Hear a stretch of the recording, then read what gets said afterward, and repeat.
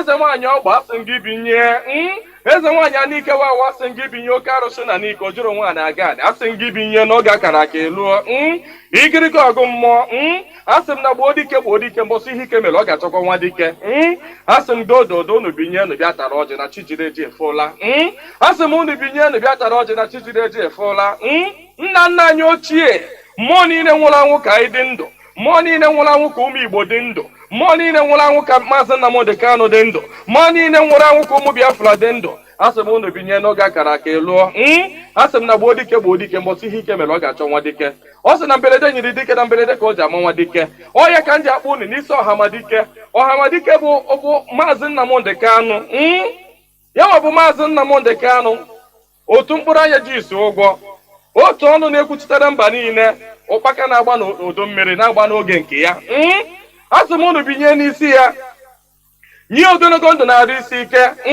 napụta ya na eke napụta ya n'orie napụta ya na afọ napụta ya na nkwọ asị m na ahịa akara aka anaghị eri nwa ngwụrọ na ahịa akara aka agaghị eri Maazị Nnamdi Kanu asị m unu gaa napụta Nnamdi Kanu na eke napụta ya n'orie napụta ya na afọ napụta ya na nkwọ asị m mee ka ọnụ niile kwụrụ njọ Nnamdi Kanu na eke ma ka ọnụ kọrọ ogiri ọnụ kọrọ ogiri lacha Chukwu okike abịa ama onye jiri mmiri siri ike kpọọ aja were aja siri ike kpọọ mmadụ asị m na taata bụ ụbọchị eke n'ala Igbo asị m na eke ga-eketara Nnamdi Kanu ndụ eke ga-eketara ya nwere onwe oke ga-eketara ya ndụ oke ga-eketara ya Biafra oke ga-eketara ya nwere onwe oke ga-ekegburu ya ndị iro kegburu ya ajọ mmadụ na ajọ mmụọ asị m na mbọsị ọ ga-apụta ekwesị ga-anọ n'ụra ndị ilo ya ga-anọ n'ụra ọkwa na ekwe osu asị m gịnị bụ ekwe osu asị m na mbọsị ọ ga-apụta ya bụ ndị ilo ga-anọ n'ụra ọha bụ ndị ọha nwa bụ ekwe osu asị m na ha ncha ga-anọ n'ụra na Nnamdi Kanu ga-apụta n'ike na ebube Nnamdi Kanu ga-apụta n'ike na ebube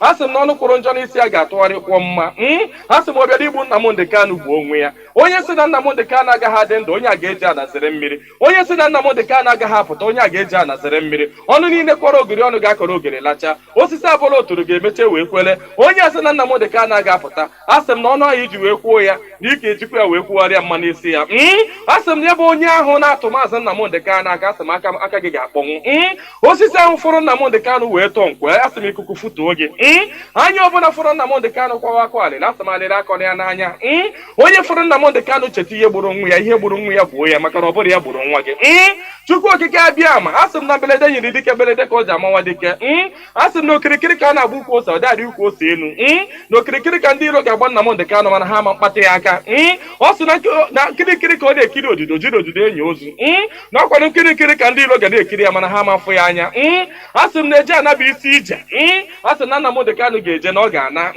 asị m na inye anaghị eri ọba maka na inye na ọba bụ nwanne inye agaghị eri Nnamdi Kanu maka na ọ bụ nwi asị na Nnamdi Kanu ga-adị ka echi anaghị agwụ agwụ maka na ije ejere bụ ije mmiri ọ bụla eje nkụ asị na ya bụ ije ga-abụ ije mmeri asị m na ọ ga-anata n'udo asị m na ọ ga-abata sirili welere asị m na unu ga-aga kpọnatara anyị Nnamdi Kanu asị m unu ga-akpọnatara anyị Nnamdi Kanu gaa kpọnatara anyị Nnamdi Kanu gaa tụnye ugo gaa nye ya mmeri gaa nye ya mmeri gaa nye ya mmeri tụnye ugo n'elu ugo nye ike n'elu ike nye ya ndụ n'elu ndụ ọkwanụ ndụ ka o ji efu na efufe unu nye Nnamdi Kanu ndụ onwe ike wee kwụrụ jinjin onwe ike wee kwụrụ wee fuo n'ofufe a sị na ya kara ka anaghị eri nwa ngwụrọ ihe mere ha ji jide Nnamdi Kanu bụ gaa nwee ike wee megide ndị Igbo gaa nwee ike megide ụmụ Biafra gaa nwee ike wee kwuchi anyị ọnụ ka ha nwee ike wee kachi anyị ọnụ ka anyị ghara ikwu okwu ọzọ mana ama m na dododo Chukwu okike abịa ma ndị nwa na ndị nwe mmiri ndị nwe ikuku ndị nwe anyanwụ mmụọ nna nna anyị ochie mmụọ niile nwụrụ anwụ ka anyị dị ndụ mmụọ niile ọ kwafọrọ ọbara ha n'ike maka ihi Biafra asị m unu binyenu asị m unu dododo na ọkwa na unu bụ ihe nwe ike a ọkwa na unu ga-eji ọgụ mmụọ ọkwa na unu ga-aga ori ahịa ọkwa na unu ga-aga napụta ya maka na ihe ọ tinyere unu n'aka anaghị ele ule asị m dododo igiriga ọgụ mmụọ eze nwaanyị niile nọ n'ala Igbo mmụọ niile nọ n'ala Igbo asị m unu binye maka na onwe onye nọ n'ụwa na-anaghị aṅụ mmiri onwe onye nọ n'ụwa na-anaghị eri nnu nnu bụ ihe ụtọ si na mmiri wee pụta onye ọbụla na-eri ihe na-eri ihe dị na mmiri onye na-asa arụ ji mmiri asa arụ onye ọbụla na-eme ihe ọbụla ọ na-eme ji mmiri eme ya asị m ihe ọbụla mmadụ na-eme n'ụwa mmiri ọ na-ebube ụzọ asị m onye ọbụla kpọrọ mmiri asị na mmiri a ga-agbagbu ya. Asị m onye ọbụla fụrụ mmiri n'anya ga-afụ Nnamdi Kanu n'anya. Onye ọbụla fụrụ mmiri n'anya ga-afụ Nnamdi Kanu n'anya. Onye ọbụla mmiri na-awụsa n'arụ ga-afụ Nnamdi Kanu n'anya. Onye ọbụla mmiri na-emesa n'arụ ga-afụ Nnamdi Kanu n'anya. Onye na-aṅụ mmiri na-eli nnu, asị m na ọnụ anyị ji wee lie nnu wee ṅụọ mmiri na ị ga-eji akwa okwu ọma n'isi Nnamdi Kanu n'aha Chukwu okike abịa ama. Ise. Good morning, good afternoon, good evening, and good night, great Biafrans and lovers of freedom. This is Radio Biafra Hausa service coming to you through Radio Biafra London. My name remains Mazi Jonathan Chinidi from Olu province of Biafra land. We are here live and direct, and today is the 17th day of January 2023. Therefore, I welcome each and every one of you to welcome your friends and well-wishers, even your enemies. Do not deny them listening to this hallowed platform, because this is where we worship. And for your information, we have multiple platforms to listen onto this hallowed platform. We have our IPOB community radio. We have our satellite, through which you can listen to this platform via satellite, via IPOB community radio, via tuning. You can download tuning in your smartphone. You can download Radio Biafra app also. You can download IPOB community radio. You can download a simple radio. Also, in many parts of Biafra land, you can listen to us through CHK 102.1 or 103.1. You check them. And even today, Radio Biafra is back in Isialangwa North, Abia State. If you are resident in these areas, kindly tune in to CHK 102.1 FM in your transistor radio. The areas of coverage are Amachin Sulu, Ezialan Sulu, Ntiga, Apuleku, Obaha, Obikabia, Osaka, Omofo, and environs. Please, you can now listen to my voice as I am speaking right away in all these areas and other places. Therefore, you have no excuse for not listening to Radio Biafra London. This is where you hear something you can never hear in other mainstream media. Please, Radio Biafra is for the defense of freedom, in defense of freedom. This is where we propagate the truth. It is from this hallowed platform that Nigeria is being destroyed only with the weapon of truth. Truth only. Nigeria is crumbling into pieces because Nigeria is a bundle of lies, and illusion. That is why they make you believe that they are there for you, Nigeria is there for you, whereas Nigeria presidential candidates, they are talking to London more than they are talking to Nigerians. It's incomprehensible. You never see Indian presidential candidates going to Chatham House in order to talk, to explain. What are you explaining to London, to English people? What are you going to be their president? You know, Hamza Mustafa, in his revelations, he said something. He said Nigerians are really naive or ignorant. They don't ask questions and say, why? Why is it that Nigerian presidential candidates, they go to Chatham House, they go to the British Parliament, they go to number 10 Downing Street in order to talk? What are you doing there? It shows you that Nigeria is independent. It's just a pack of illusion. An illusion made up by Britain. So every presidential candidate has to go to London in order to convince the makers of this illusion that he's going to represent their interests much more than they want. So they are doing competition. That is why they are going to Chatham House, they are going to London in order to look, Nigerian elections, people in diaspora don't even there is no space for people in diaspora to vote. Nigerians in diaspora I'm talking about, to vote. They don't have that. There is no space for that. Nigerians in the diaspora, millions of Nigerians in diaspora, they don't vote. In London, Nigerians don't vote for Nigerian election, unlike many other countries. But Nigerian presidential candidates used to shuttle United Kingdom, go to Chatham House to convince the English slave masters that they are going to do something for their interests. Does it make sense? Do you see why I look down on Nigerian intellectuals? I say it on air. And when you look at so-called intellectuals, how they reason, they are only professionals in their fields. I used to say it. Being a PhD holder doesn't make you to have common sense or to develop it. That is what I observe. Personally, I have observed it.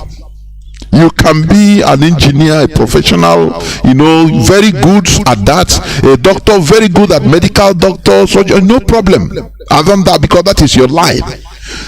But having common sense is not something you get from how bagging 10 PhDs. No.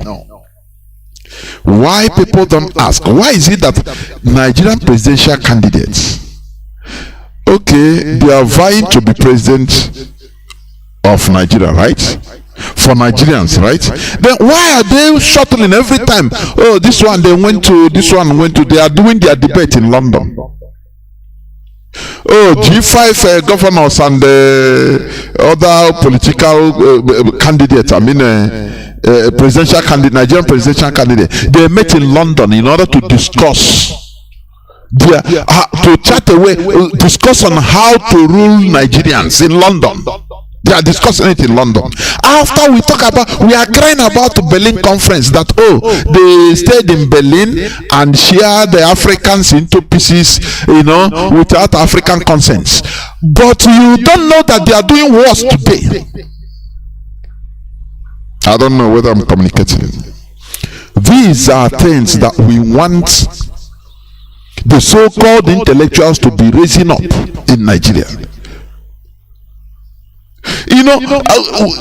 What pains me most, or can I say funny enough, the same Nigerians will be clamoring for equality in London. Why are you threatening me like, hey, it's my right? Is it because I'm a black person? Yes, you are, because you're a black person. You are because you're Nigerian.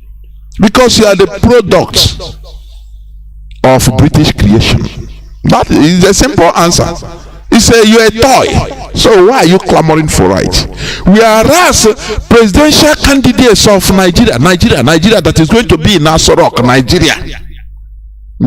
Nigeria. Every time where they are going to discuss is in London.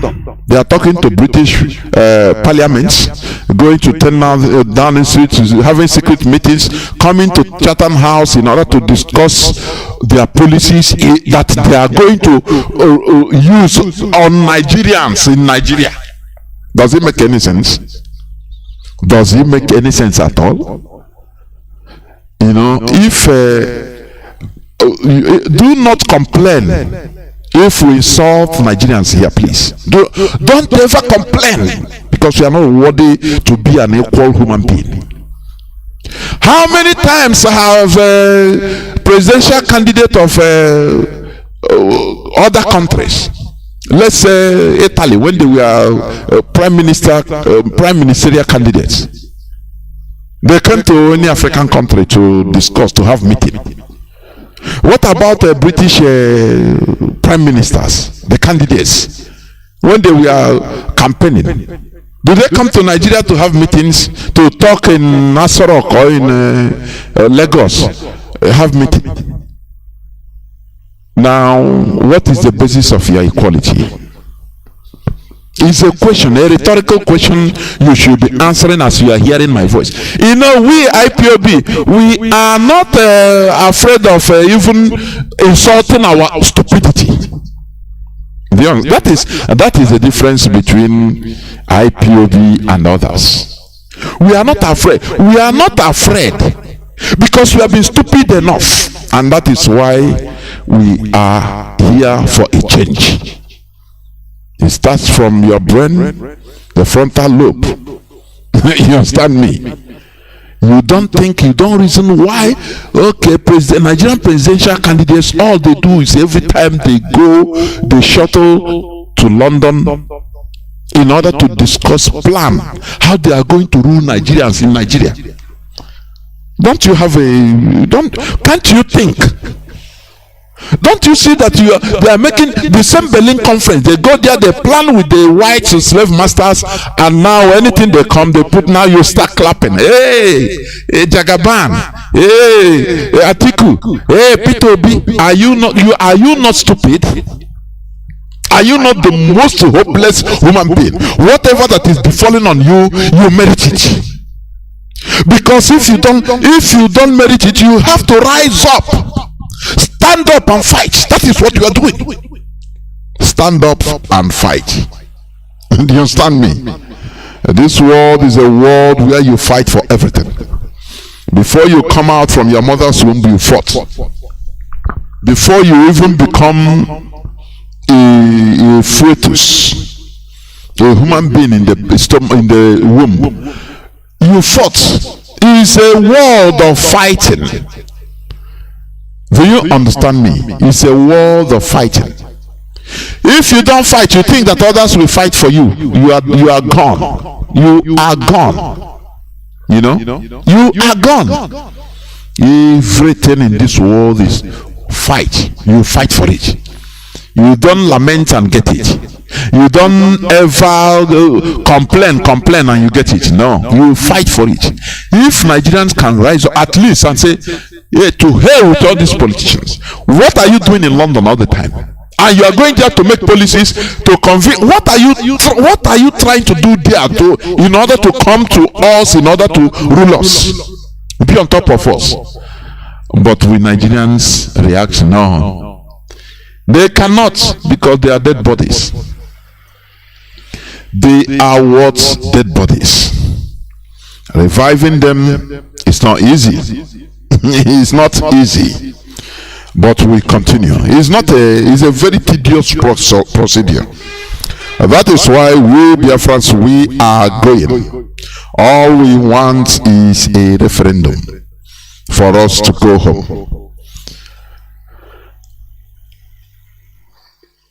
Now I want to talk about what is going on, just as a preamble before I move on.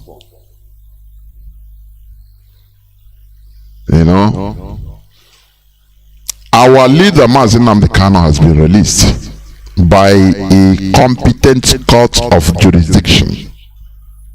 Listen attentively. Our leader Mazi Nnamdi Kanu, though he is still in the DSS dungeon, but under the law he is being released. He is a free person.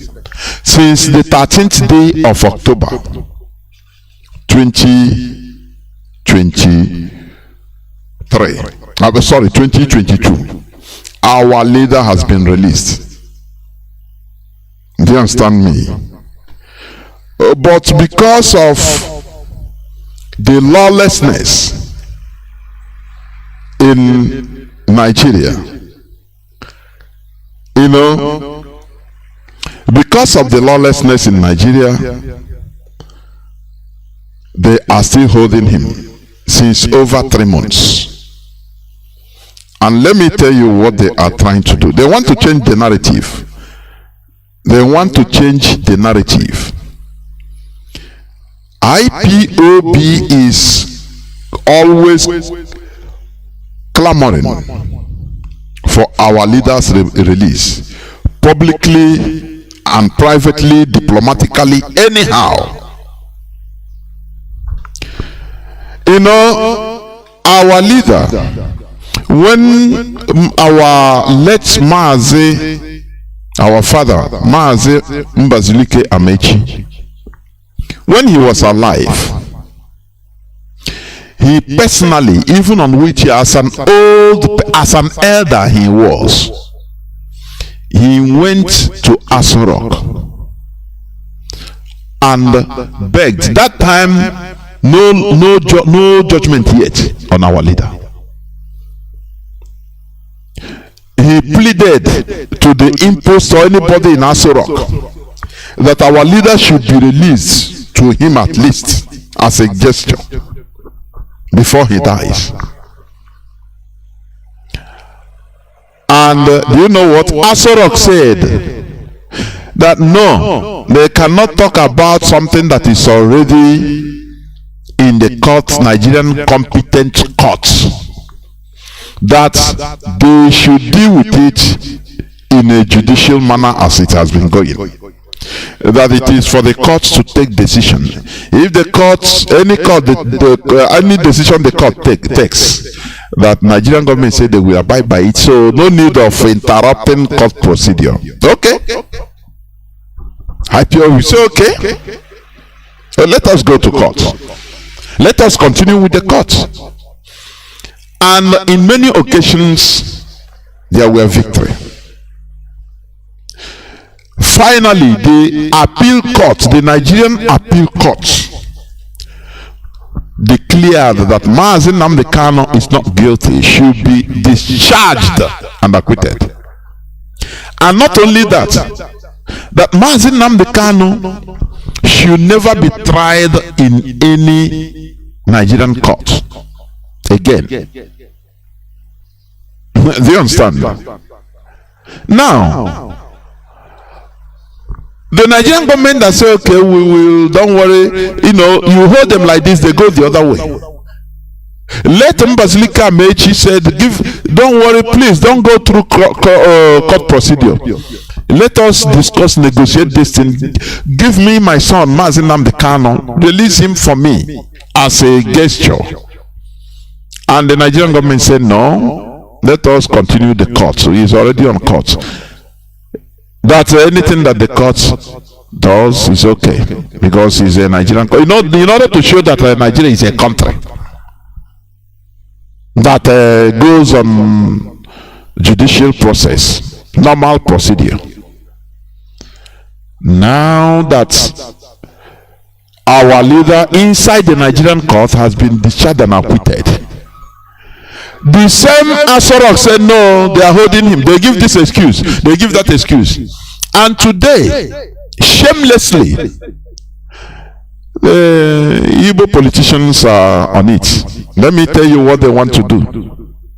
Ojo Kanu first of all says something. Release Mazi Nnamdi Kanu. I can under bail. Under bail, I will guarantee. Don't worry.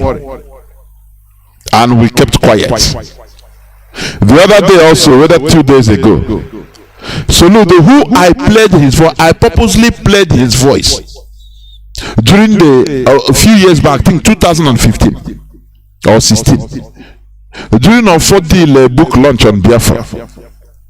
He said something there when he was never a governor. He said something. He warned the politicians. That time he was a technocrat. He was never a politician that time. Because we remind you,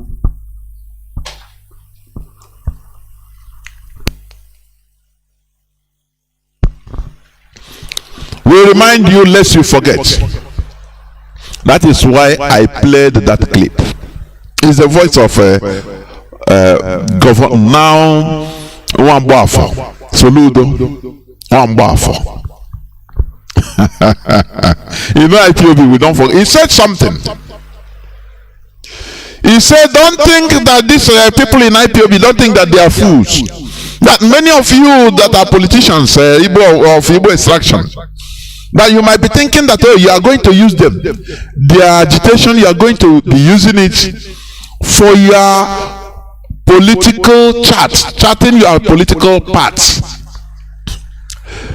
Charles Chukwuma Soludo Wambafo said it. I think 2016. I played the voice. He's there. Today, he has lined up with them. He became a politician and he lined up. He forgot the statement he made. He continued making the same mistake. It's not a mistake, it's a voluntary issue. Now he came up the other day on a political rally where people gather with Abga. I don't know who they are supporting, which party they are supporting.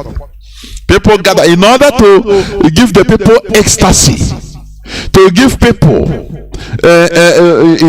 so that people will embrace him. He told them, now we are calling on federal government to release Mazi Nnamdi Kanu. Even I give him to me as I shot him. And the people shouted, because that is how they do. Few years back, he was chiding, the same Soludo was chiding the Igbo politicians of hypocrisy, trying to use Biafra restoration, IPOB, as a bargaining chip. But he warned, I remind him, he warned the Nigerian politicians, the Igbo politicians of Igbo Nigerian politicians, that don't think that this IPOB, they are fools. So don't think that they are fools. They are living in every part of the world, so don't think they are fools. He went into the mainstream politics to be a governor. Now he joined and started making the same effort which he himself condemned. Do you see black man?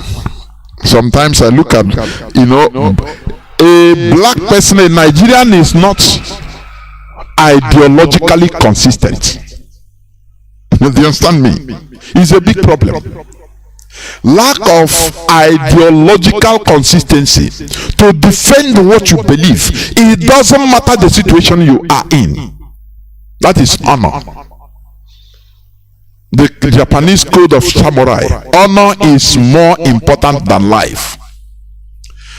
But Nigerians, stomach, number one is stomach. A Nigerian can change 100 times in a day, ideologically, because of stomach. That is what Charles Soludo is doing. Let me tell you what they want to achieve.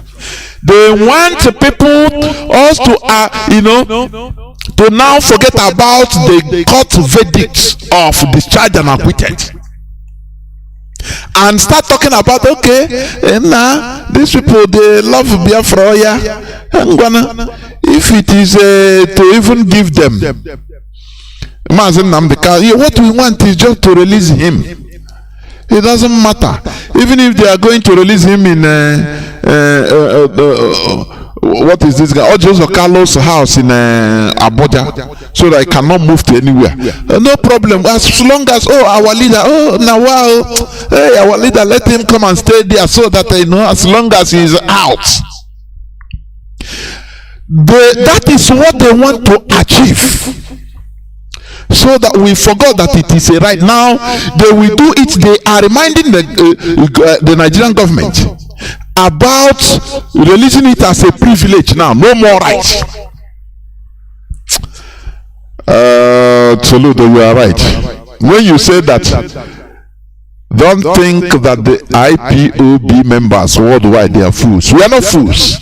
You were very, very right. It doesn't matter that you are trying to enter into the same error, but we are not fools. This is exactly what they want. Before you know, another person, it become a competition among them. Now, Hanese will say, okay, now we are urging the Nigerian government, okay, give Nnamdi Kanu for us on shorty, we will shorty you. Or this so that hey, let Mazi Nnamdi Kanu protect all under them. It is no more a right, it will become a privilege. We hold them. We hold them. Anywhere they want to go, we know. The pressure to release Mazi Nnamdi Kanu is too much on them, on the Nigerian government. I'm assuring you. Now they are using these Igbo politicians to fly kites, so that we shall forget about the court verdict of discharged and acquitted. Now it's no more, when we forget about it, because the court gave us the right. It's a right. It's not a privilege. It's not through begging. It's not through a negotiation. It is a right that was given to us, to Mazi Nnamdi Kanu, that you must be discharged and acquitted. I am surprised when some supposedly lawyers will be praising all this rubbish. There you know that there's something moving on. Let me tell you, Mazi Nnamdi Kanu's incarceration is some people's upliftment. We know that now. People that you don't even, without Mazi Nnamdi Kanu's incarceration, you don't even know that they exist. Today now, it's them that are coming up even on social media to talk. We are, because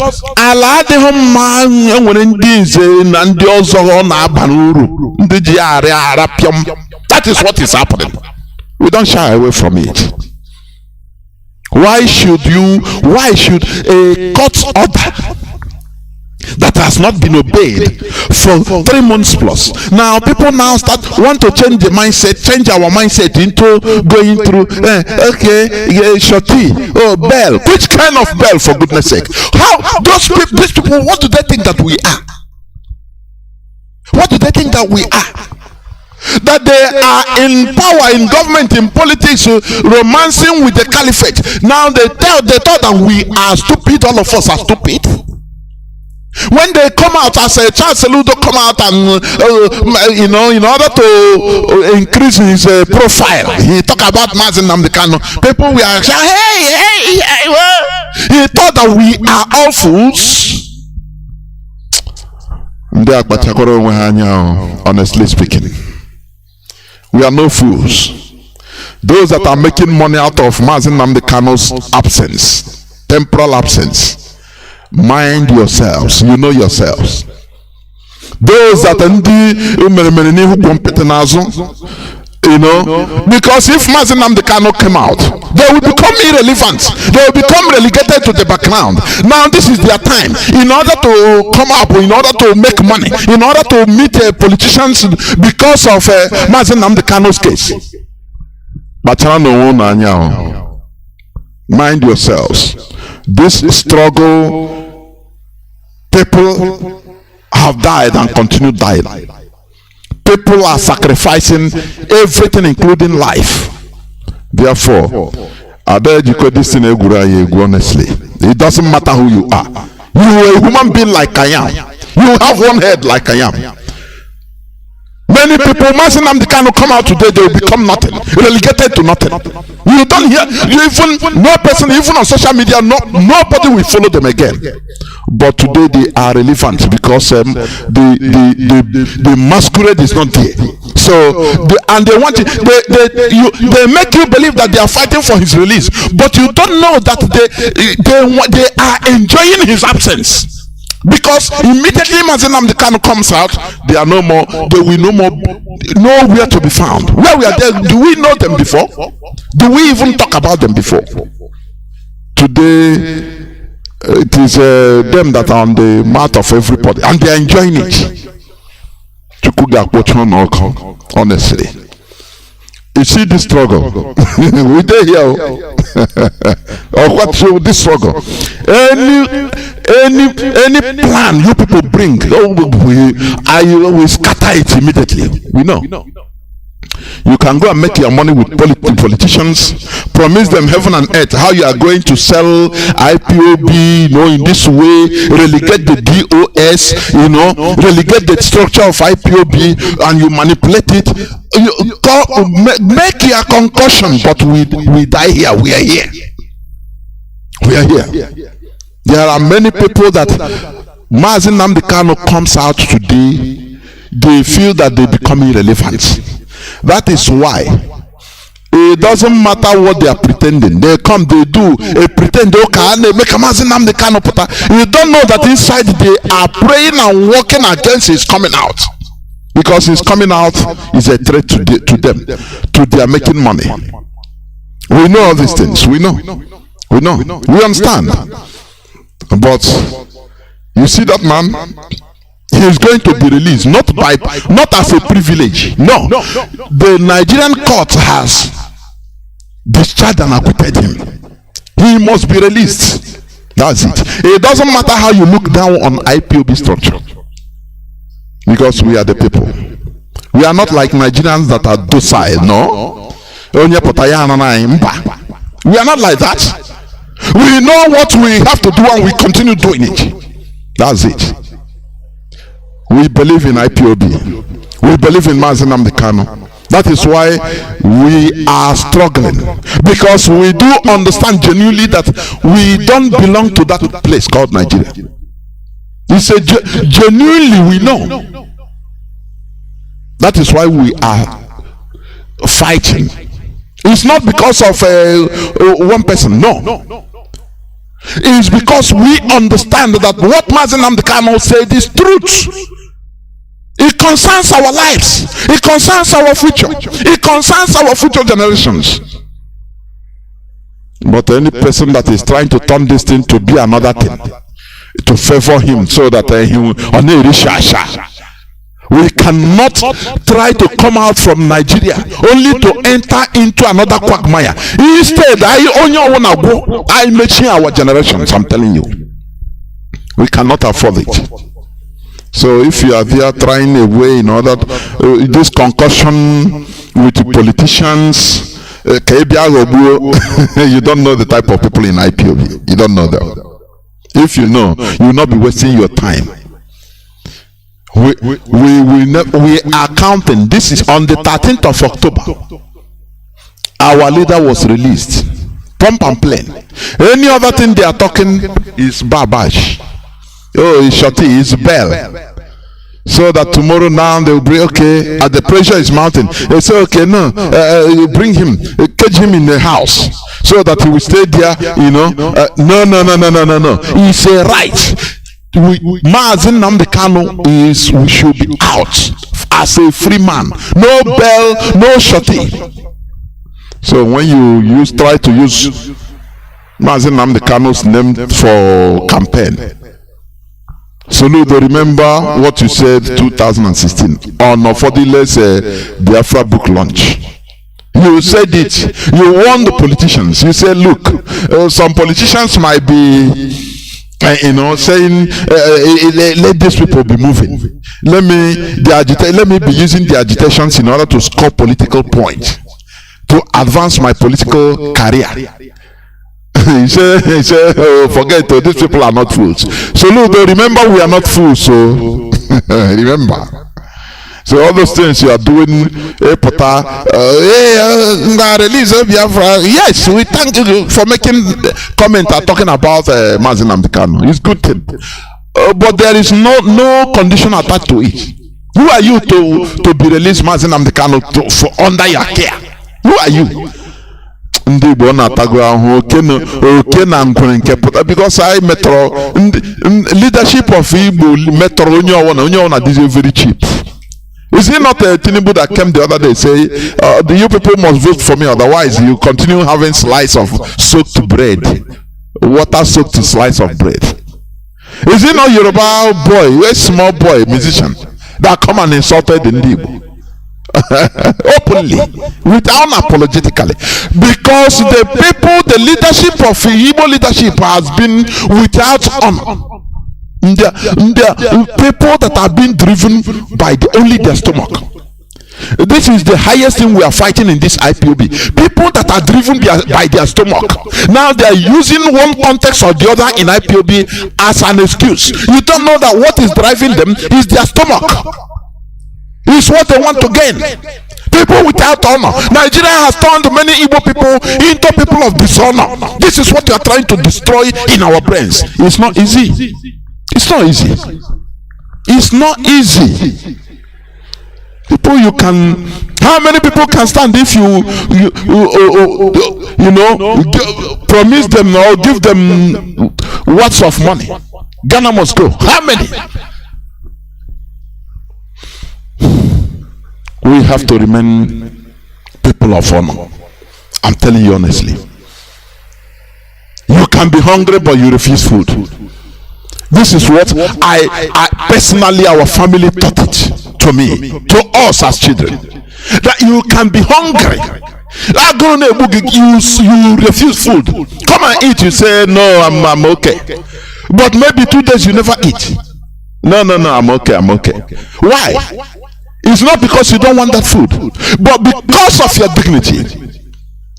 That is what we protect, and that is what we clamor for. Because this is a very big disease in the lives of Igbos, in the lives of Biafrans, in general in black race. That is why even no African politician is ready to die for his people. Do you understand? That is why they are all there for the interests of the Europeans. Do you understand me? Because they don't want to die. If a revolutionist enter power, you know what he did? He communicates with the people like Thomas Sankara.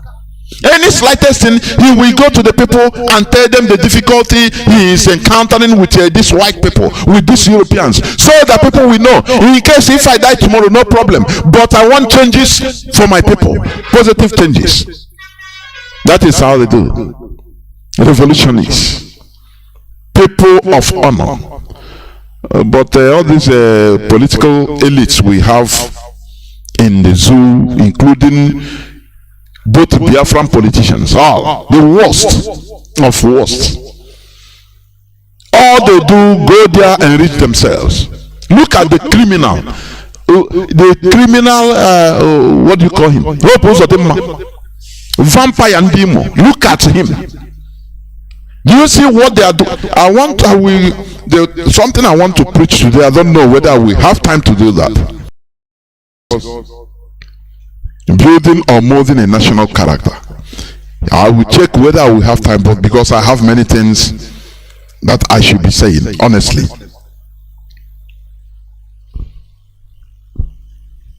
So, we must continue what we are doing. We will never change. We will never deviate.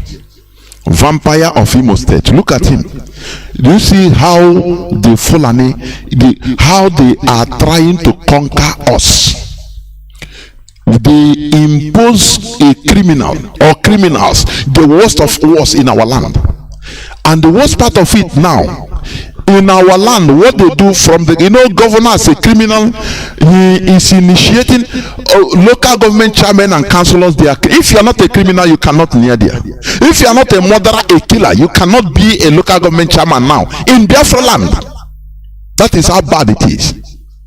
And sometimes we ask, why is it so bad like this? These are the things that do you know what is political power? Do you know what it means? Fulani, they will carry it and give to a criminal. I heard when Mazi Peters was talking about Hope Uzodinma earlier on. Say one of his friends, a big police officer, when Hope Uzodinma was imposed there, he said, but this guy has been our customer in Lagos. We know him very well. He's a criminal, complete. We know him. Do you see how we in Nigeria we are finished? Because they will continue imposing the bad guys on us, and they become role models. They become role models. They turn everybody into criminal. Without being a criminal, you cannot make it. That is why we want to run away from Nigeria before we become completely destroyed as a people. What the Fulani are doing in our lives, you cannot quantify it. They are destroying us as a people. I'm telling you honestly. Only when you can be calculative, you start calculating. Somebody like Hope Uzodinma, under normal circumstances, he is supposed to be in jail serving right from the time of 419. He is supposed to be in jail, languishing in jail for crimes he committed. Not even, he shouldn't even near politics at all. But look at in our land, they will go and select hardened criminals and put them as governors, as senators in our land, and they will be in charge of us. What do you think that will happen? Well, how do you think that they will turn the people? They will turn everybody into criminals. Yes. That is why our fight is highly tedious. This fight we are in, highly tedious, but it's not impossible. Because we should not continue going in this road. This road is a road that leads to perdition. Do you understand me? A road to perdition. As long as Nigeria is concerned, people don't understand what Nigeria is doing to us. They are systematically destroying us, destroying our nomenclature, destroying our character everywhere, both religion, everywhere. Anyhow, they are destroying it. It is part of the agenda. It is part of the plan for them to completely destroy our character. And now, if we leave it from now to 30, 40 years,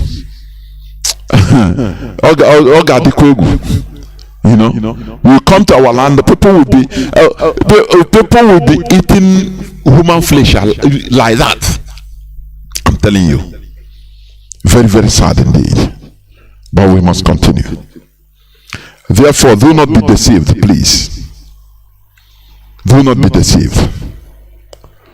For those that are trying to undermine the structure of IPOB, you are doing it to your own peril. We are the people.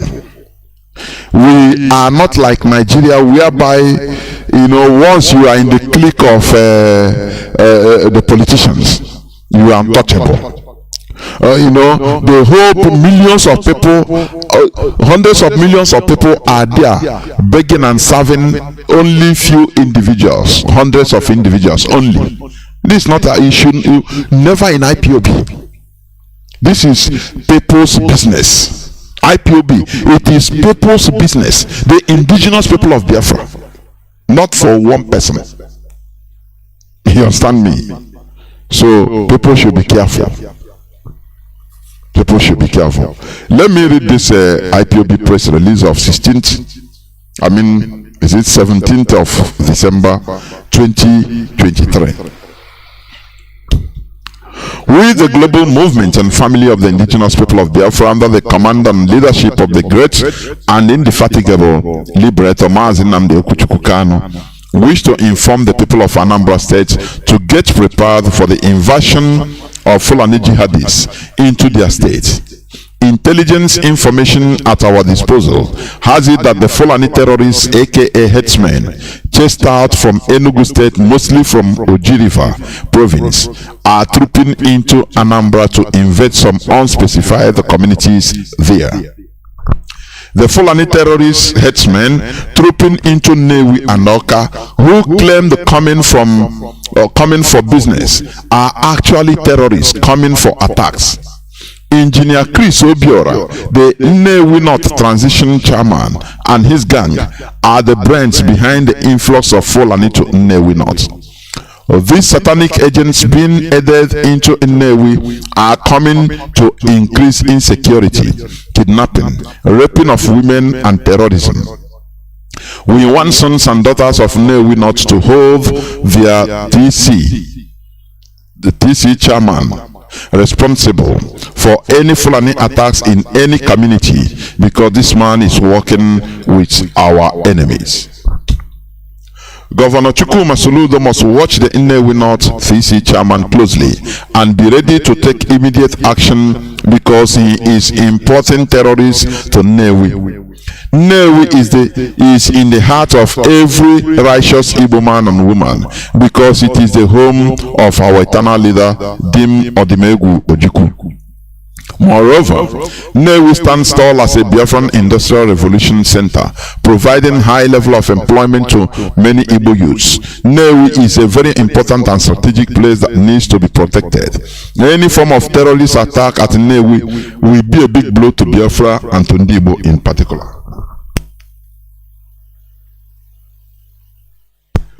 In another development, the Fulani stooges called Engineer Chris Obiora and Telbet Iheri are using Anambra State Vigilante Group, AVG, in hunting and killing innocent members of the indigenous people of Biafra IPOB. We are reminding the criminal elements that we are watching them, and nobody should blame IPOB when we repay them with their own coin. Since Soludo formed the AVG group, we've not seen these vigilantes chase Fulani out of our farms and bushes. Instead, AVG are going after innocent citizens and IPOB members. This will be the last time we are going to warn them to stop abducting IPOB members. ESN and IPOB don't kill the people we are protecting, but those coming after us will kill themselves. Engineer Chris Obiora and his cohorts should restrain themselves from attacking IPOB members or face the consequences. We are not their enemies, and neither are we involved in any criminal activities. Meanwhile, IPOB worldwide is appealing to those having intention to attack the Hausa community in Ihiala, LGA, to stop. Hausas are not the same with Fulanis. Hausas came into Igbo land for business, while Fulanis came to conquer Igbo land. As our leader Mazi Nnamdi Kanu has said that innocent Hausas are free to do legitimate businesses in Biafra without molestation. We are not after the Hausas, but we are after invading terrorists.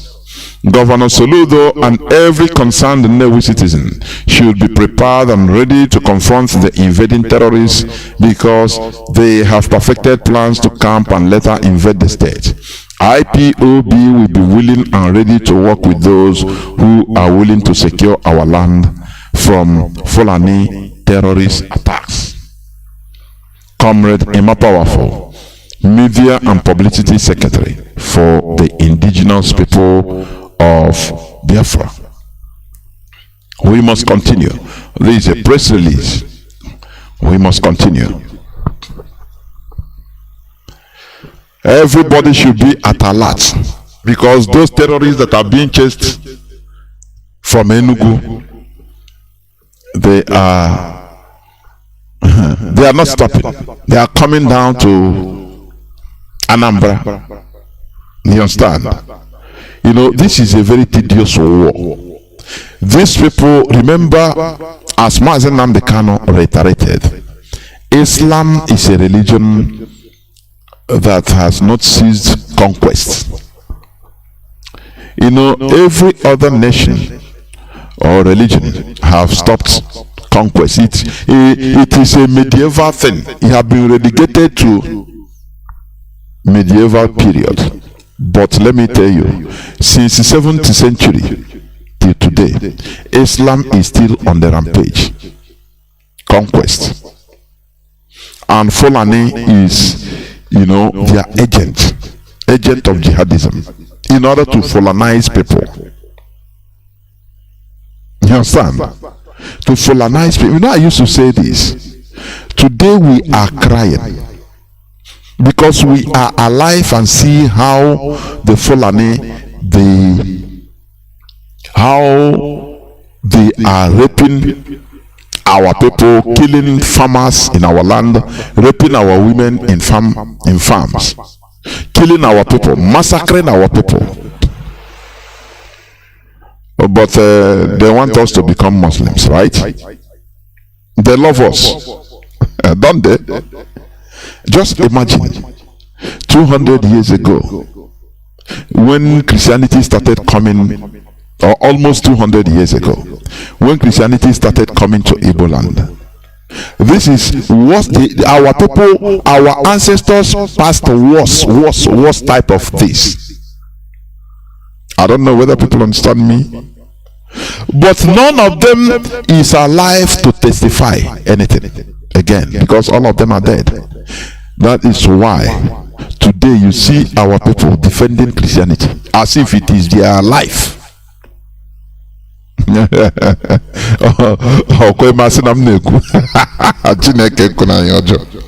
You see people defend because they didn't know. Now it become a good thing. Oh, that is where God is. He's from there.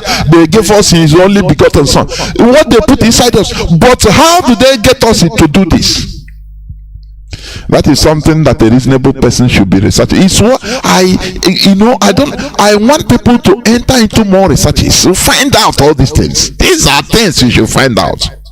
When you understand all these things, you loot, looting. You loot Christianity. You loot that religion. Let me tell you, in the next 100 years, if not for the coming of Biafra, if we have been docile and no Mazi, Nnamdi, Kanu, no IPOB, and we will become colonized. Let me tell you, in the next 100 years, you see the generation that time, Igbo generation that time, will be quoting Surah 50.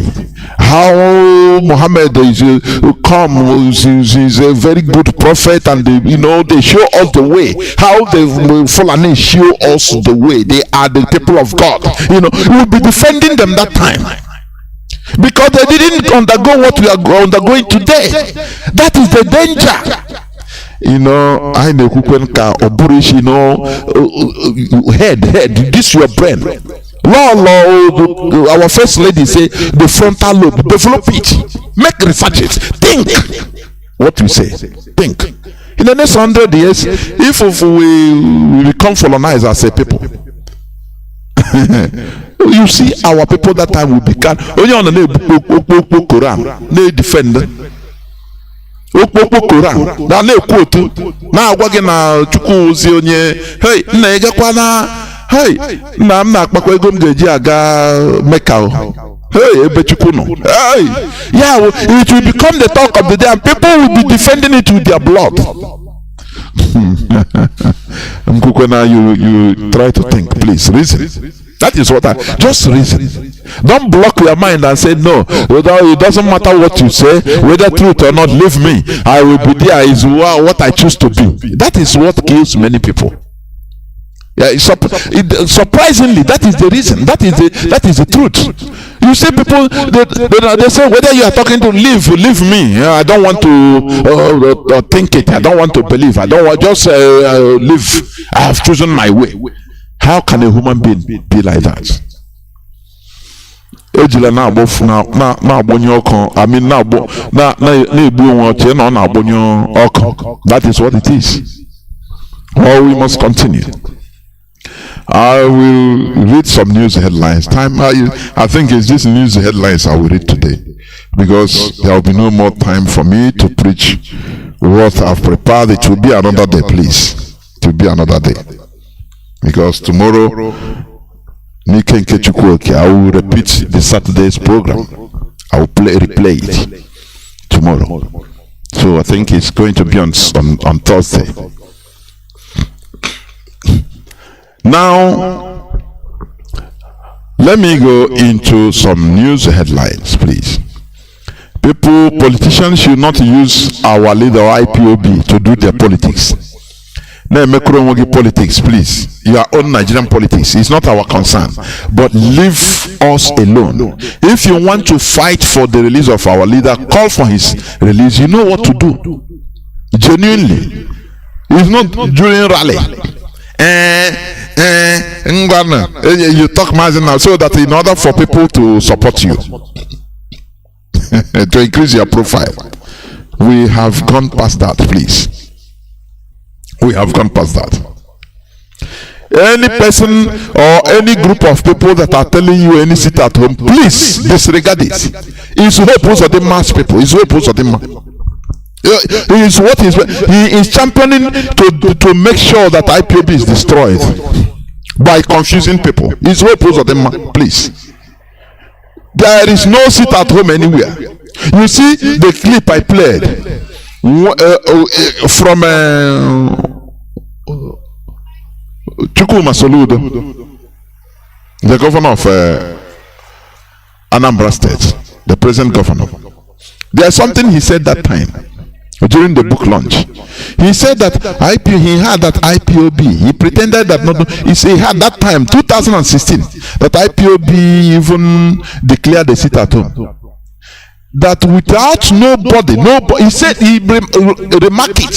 He said, without anybody even enforcing it, that the whole states were under lock and keys. Nobody enforces. If IPOB, the leadership, if the leadership come up, Mazi or any of the leadership of this struggle, come up to declare it at home, everybody know there is no enforcement. We appeal to the conscience of our people, and our people understand. It's not something, we don't kill our people to enforce it. No.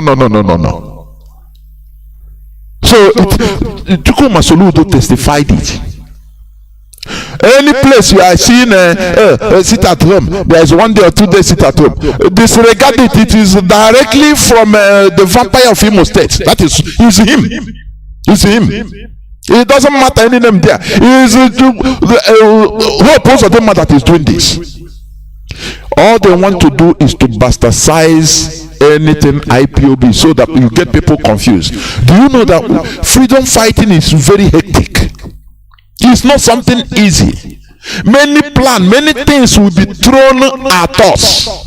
Propaganda, confusion, everything, so that people becomes disgusted and frustrated and say, now we are confused, now let us leave this thing. They are throwing you something in order for you to stop or be confused and stop what you are doing, and that is to their advantage. That time they have won, and we are not going to allow that.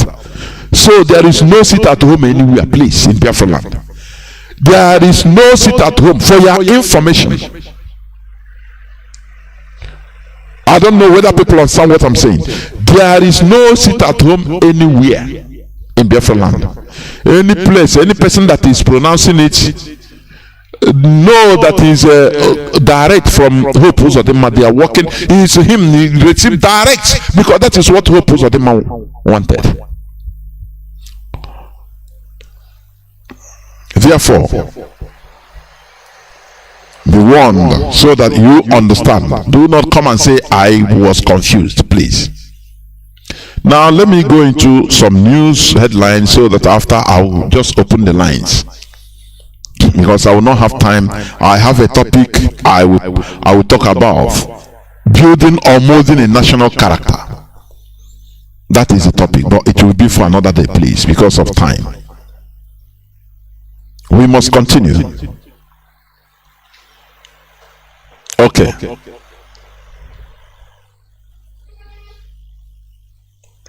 Let me start here. A British government vows to impose visa ban on Nigerian politicians caught in violence or rigging. That was January 12, 2022, by Catriona Liang.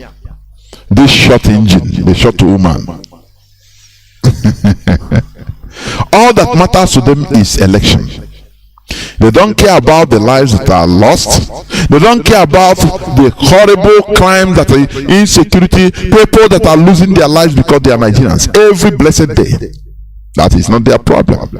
What matters for them is to insert any person that we represent, continue representing their interests as number one. That is why all of them are going to Chatham House. That is why all of them are going to London, in order to convince their masters that they will serve their interests the best.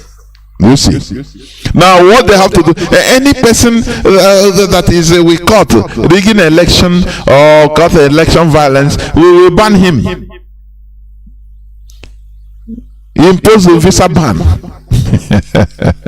Do you see how they build their country as paradise? Now they will menace you. They will menace you that, I will not allow you to come to my country. Sometimes I look at this, I say, but Ndioji, Nigerians, are they ashamed at all? Are they ashamed? Let me ask you, can Afghanistan today tell you that menace you with their visa?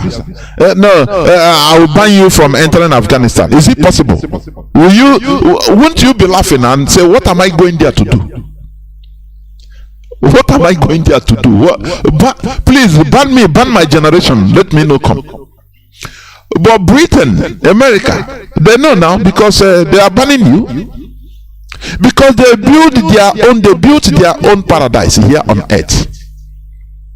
And now, for you to build your own, they say no. Instead, come and become my city. Come and become a citizen here. Naturalize here. Bring money. Buy.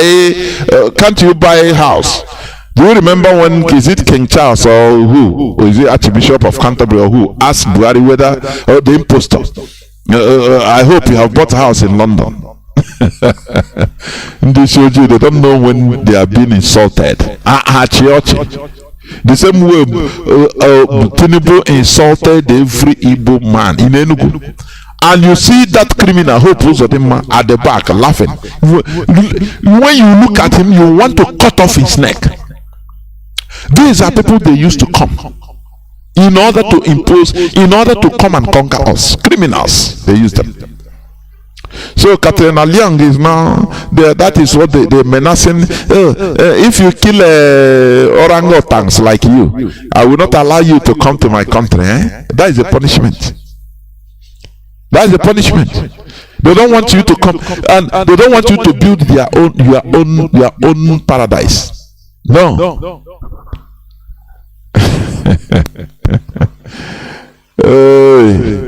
Somebody asked before, does our lives matter? And I ask, what about, do you ask yourself, does your life matter to yourself? Does your brother's life matter? I will come to that later, please.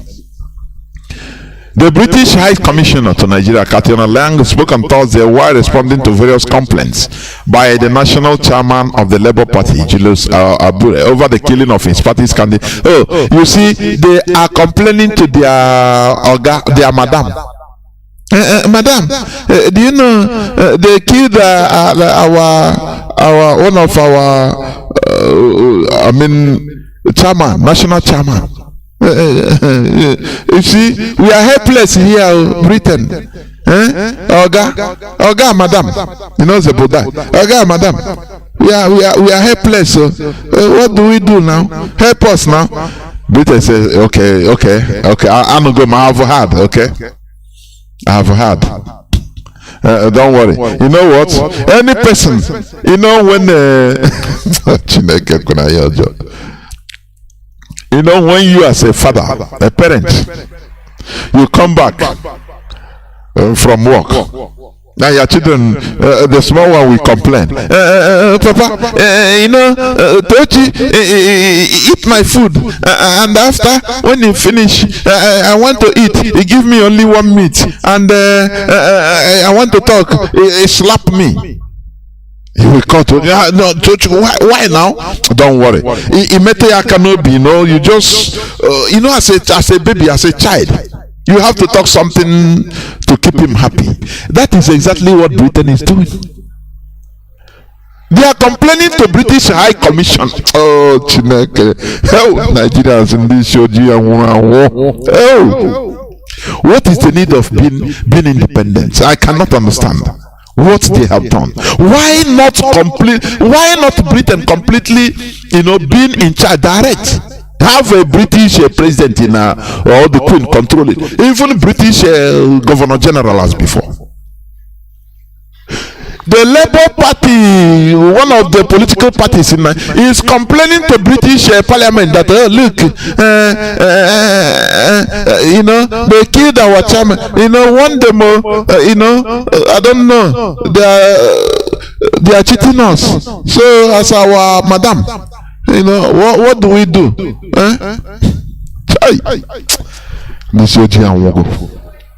Before God and man. Sometimes I say Nigeria is a waste of space. The British High Commissioner to Nigeria, Katrina Liang, spoke on Thursday while responding to various complaints by the national chairman of Labour Party, Mr. Julius Abure over the killing of his party candidates and officials in various parts of the country. She demanded that the Labour Party should furnish the commission with a list of persons whom it suspected will use violence to undermine the 2023 electoral process, so the British government will take appropriate action against such. Hey, exactly. When a baby is complaining to the mother or the father, exactly, that is the picture I'm seeing. A country, an independent country, complaining to British commissioner that they are killing us. Do you know what? If we go to do campaign, sometimes they will shoot us. You know what? So they say, okay, sorry. You know what? Those that you suspected. Give me the names of those people. Let me give them the appropriate punishment. Nigeria, why are you independent? Why are you talking? Oh, we are Nigeria independent. You are foolish. You are foolish. You are foolish. You are a shame to black race before God and man. Nigeria is a complete shame to black race. They are complaining. Now the British commissioner now is there as the slave master. They are slaves are complaining to him, to her. And now she is there. But if you are, he's telling them, look, but if you are aware of anybody who has incited violence or certainly actually acted violently, we have used the visa program in the past and we will use it again to prevent the person from visiting the United Kingdom. Okay? So they are happy. Okay. Thank you, ma. Hey, don't worry. Anything, we will compile the names and we will give you. Don't you see that there is problem? Nigerians has problem, for goodness sake. Where are the intellectuals? Can't you cry out, for goodness sake? You are incapable of governing yourself. Oh, Chineke Kunanyojo. You're a disgrace. Nigerians, you're a disgrace to black people, honestly. You're a disgrace. After so-called 63 years, going to 63 years of independence, you are still complaining to your colonial master of states in your country against you.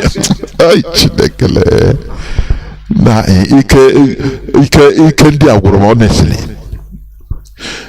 you see, British High Commissioner was sitting on top like in a church, in a church shrine, in the temple. Now, do you have any complaint? Let me see. In this our distance, our farmland, are you witnessing anything bad? Rise up, you see, they are killing our people, our own party members. So they are killing them. They don't even give us anything. So they are killing us. If we go make a campaign, they kill us. Okay, it's okay. You mean it? Okay, give me the names of those you suspected, so that I will deal with them. And tomorrow you come out and say you are independent. And Nigerians are watching this show of shame. Intellectuals, so-called intellectuals, they are watching. We must continue.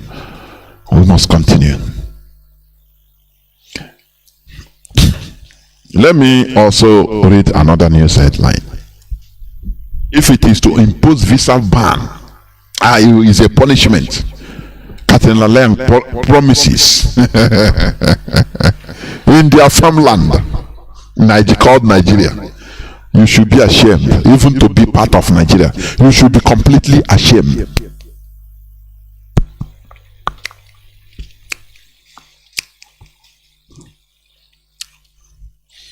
Oyo Police Commissioner withdraws officers attached to court.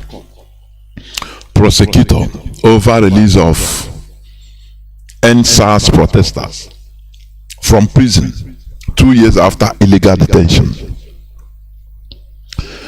The police commissioner, Nigeria is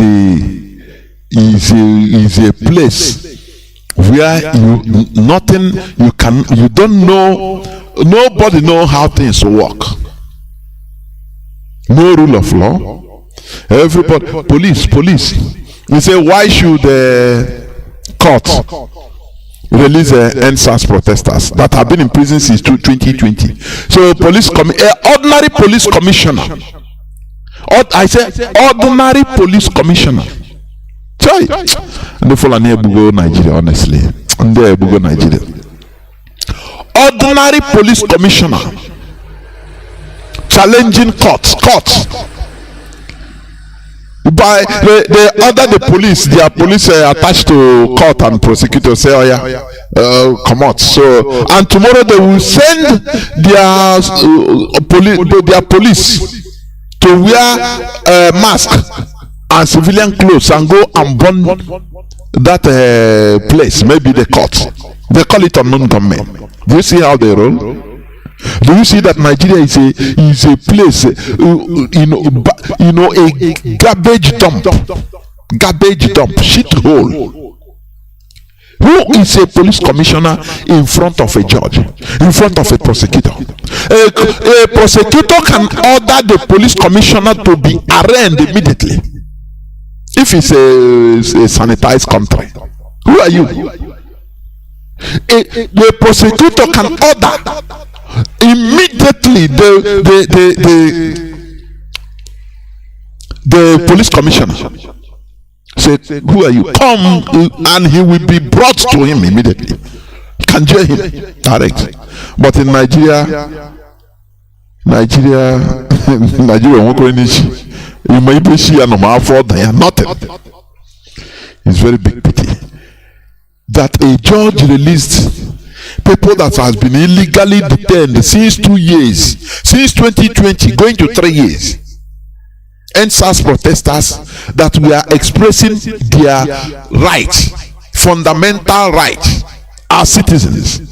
They were arrested and jailed. Many of them killed. Now, when the judge, after even going to 3 years, he saw that these people, they did nothing wrong. He released them. A police commissioner, police commissioner. He was kicking. He said, no, he's going to, you see the police people that are guiding the courts, guiding prosecutor, he will remove them. Under which law is Nigeria even hanging on? Nigeria is functioning under which law? There are people are talking about constitution. Does Nigeria really have constitution? It's a question. Because if Nigeria, even no matter how bad it is, people cannot, a commissioner cannot do the police commissioner, ordinary police commissioner. You know, Nigerians will be hearing my voice say, hey, you are calling commissioner, police commissioner ordinary. In the presence of a prosecutor, the police commissioner is nothing. Don't you know that? It's nothing. He receives order only. A prosecutor can order for his arrest immediately, and he becomes arrested in a normal country. But in Nigeria, it's not so. It's not so. That is why in Nigeria everybody is mad, because Nigeria infected everybody with madness. If you are not mad, you cannot even walk in Nigerian street. It's impossible. You have to be mad. Your truck pusher is mad, taxi driver is mad, Moluwe driver is mad, bus driver is mad, every Okada driver is mad. Everybody is mad. So you have to be mad. If you go there saying they're mad, you become a victim, a prey, and nothing more. You understand? So does Nigeria really have a constitution they are practicing? Otherwise, why is everybody acting irrationally? This one will act, the other one will give his counter order, the other one will act police commissioner. I'm telling you honestly, we must continue. This one is there is no basis for Tinubu to disclose his health status. Kayamo is the son, senior advocate of Nigeria, I think. Festus Kayamo. a presidential candidate. He said there is no basis for Tinubu to disclose his health status. After all, this Kayamo is him that said a few years back, when the Fulanis were on the rampage, when they are talking about Ruga, and people were rejecting it everywhere, he said, no, whether you like it or not, you must give back, you must give your land. You must either you give your land, relinquish your land to the Fulani, or anyway they will take it, because you will still die. If you die, that land will be still taken. And you understand? This is the man that said it. You know, when they are in all these positions, I don't know whether they used to drink something. I don't know. They don't drink anything. There is nothing you can drink. All this superstition, I don't believe it. It is the greed that is pumping them. The greed. They will see the truth. They know the truth. They don't. They said, "What is truth?" I beg. They will know what is good for the people. They will not do it. They will not talk about it. It's very sad. He said there is no basis for Tinubu to disclose his health status. Somebody that is very old, shaking, suffering from dementia, you know, and he is clamoring to enter into the highest office of the country. He should be under public scrutiny. But this man said, no basis. I beg not. After all, does your vote count? All this abracadabra they are doing, Nigerians' votes doesn't count. That is why they are shuttling Chatham House, shuttling Britain. In order to your fates are decided in London, not through your PVC, please. For your information, that is why we are not interested in any Nigerian election.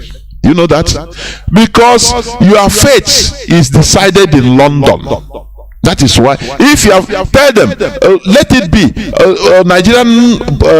Nigerian presidential candidates. Let them not visit London now. Let them not visit London. For you to understand that your fate is decided in London, the same way African fate in 1844-45 was decided in Berlin. In the Berlin Conference, without no single African there. Now they are deciding African fate with few African politicians in European soil. And this man say, you have no right to know your presidential candidate's health status. So shut up.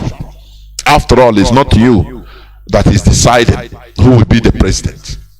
Because if it is Nigerians that are deciding who is the president, who will be their president, they will hold them into accountable. I say, no, you must disclose. But no, you have shut everybody up. After all, the other time he said Nigerians are like used tissue papers. The same man. We must continue. Atiku has 31 children hoping to become multimillionaires after his election. Got master's degree in desperate bid to become president. His ex-head Achimugu, you know, when they become disgruntled, you know, they can vomit something. He has 31 Atiku, he has 31 children, and all of them they will make money, you know, from, I know they are millionaires, they will become multi-billionaires. All of the 31 children, 31. A ton of 31 children. All of them will become billionaires. Oh, oil wells. They are waiting. Nigeria, I'm telling you honestly, that place is not a place at all. You will see people that will be defending. No, you know, tomorrow, if their father becomes a president, they will, each and every one of them will be flying private jet to showing off their, you know, costly cars on Facebook. You will see Nigerians typing, "Oh, now these guys, now wow, now I tap from your blessing in Jesus' name." Some will be tapping through Allah. Hey, Allah give them. Hey, now wow, Allah make me to chop like them now. You don't know that it is you. They are sucking your blood because you are ignorant and stupid. Atiku, he has 31 children. All of them are hoping to become multi-billionaires after his election.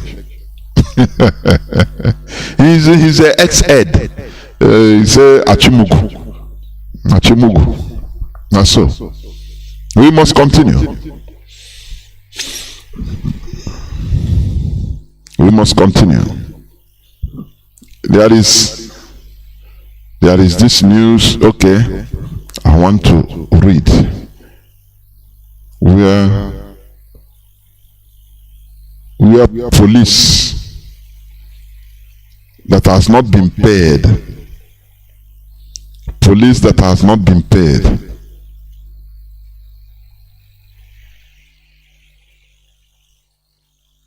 Okay, unpaid 6 months salaries, unpaid 6 months arrears.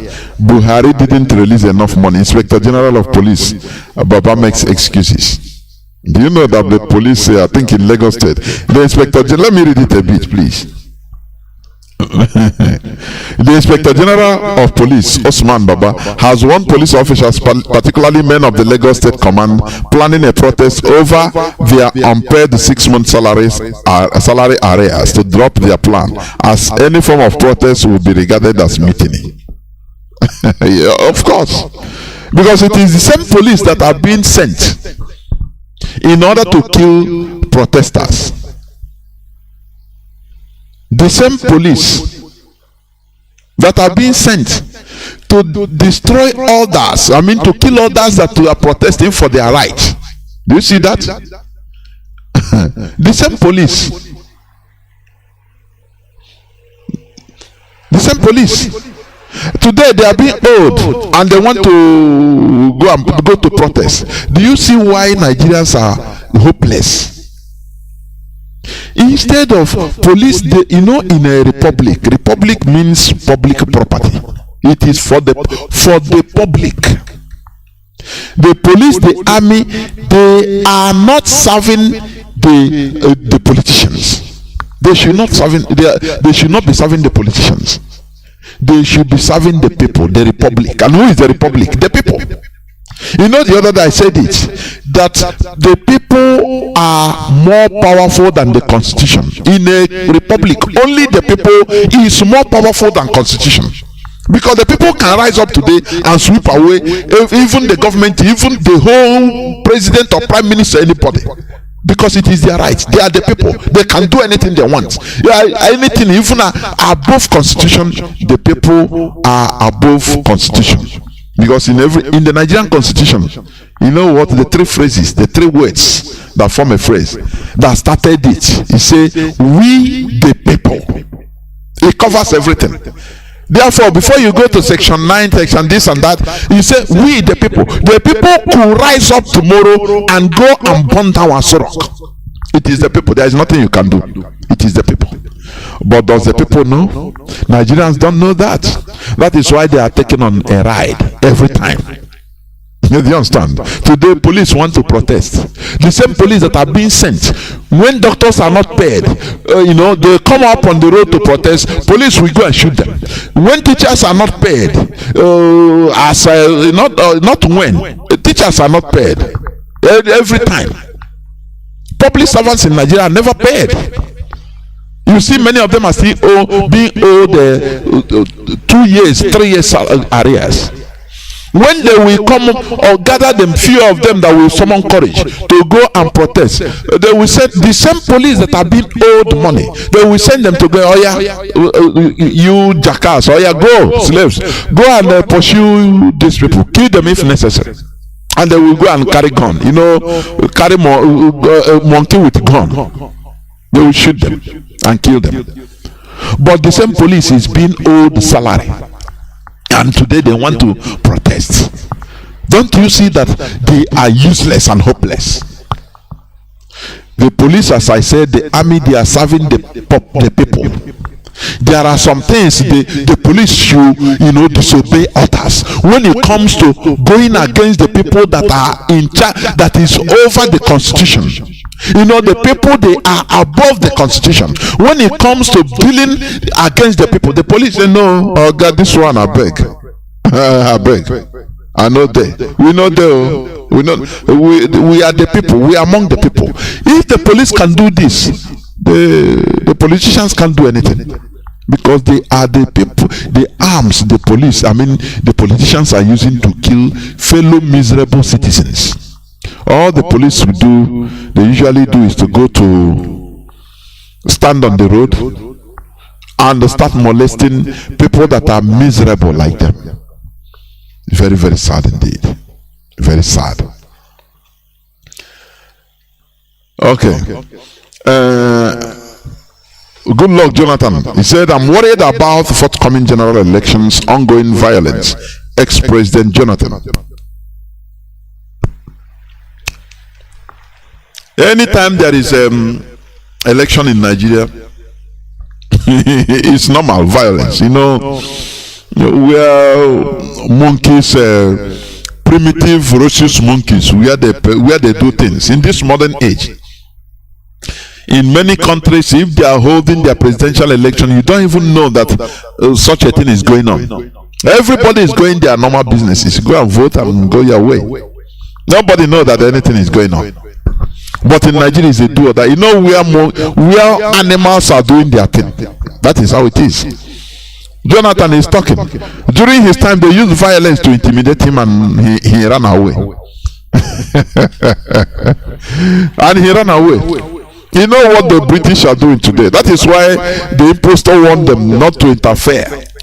Any foreign interference in a Nigerian election should be resisted. Do you remember when this guy, governor of Kaduna State, 2019, he threatened the foreign election monitors that anybody that come here that to interfere in the election, that they will go on body bags. He said it openly. You know why I love the Fulani too? They are outspoken. They talk without fear. Do you understand? They talk without fear. They are outspoken. You can say, because they have power. No. They continue. They are like that. They fight. But our own people is fear. They beg, appease. They beg. The same thing. Look at Jonathan. He is now talking. He is worried about the forthcoming general election. Yes, you should be worried, because it is through that violence that we are thrown out. We are thrown out like a garbage. 2019 election, you won.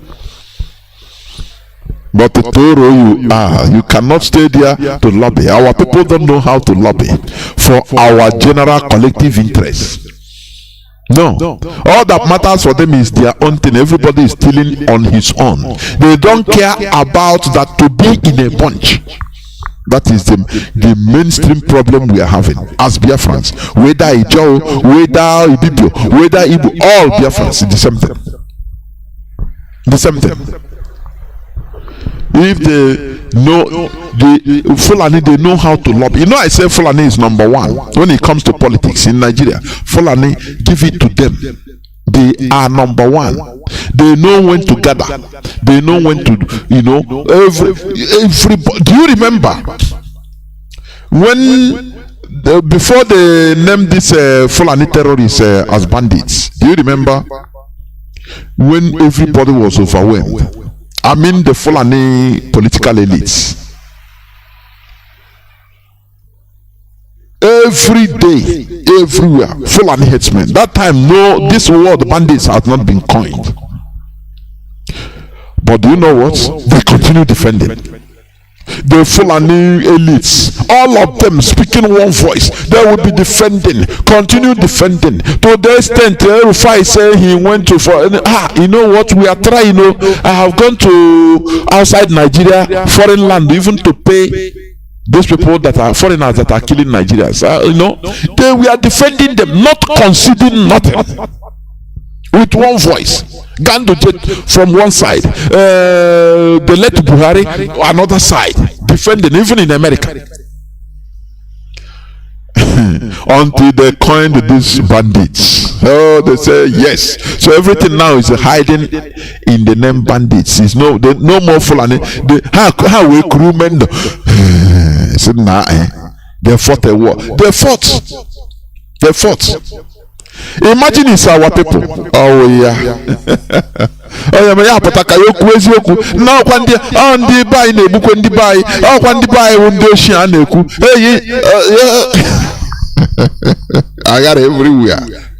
Disorganized the people. This is why the Fulani is holding everybody hostage.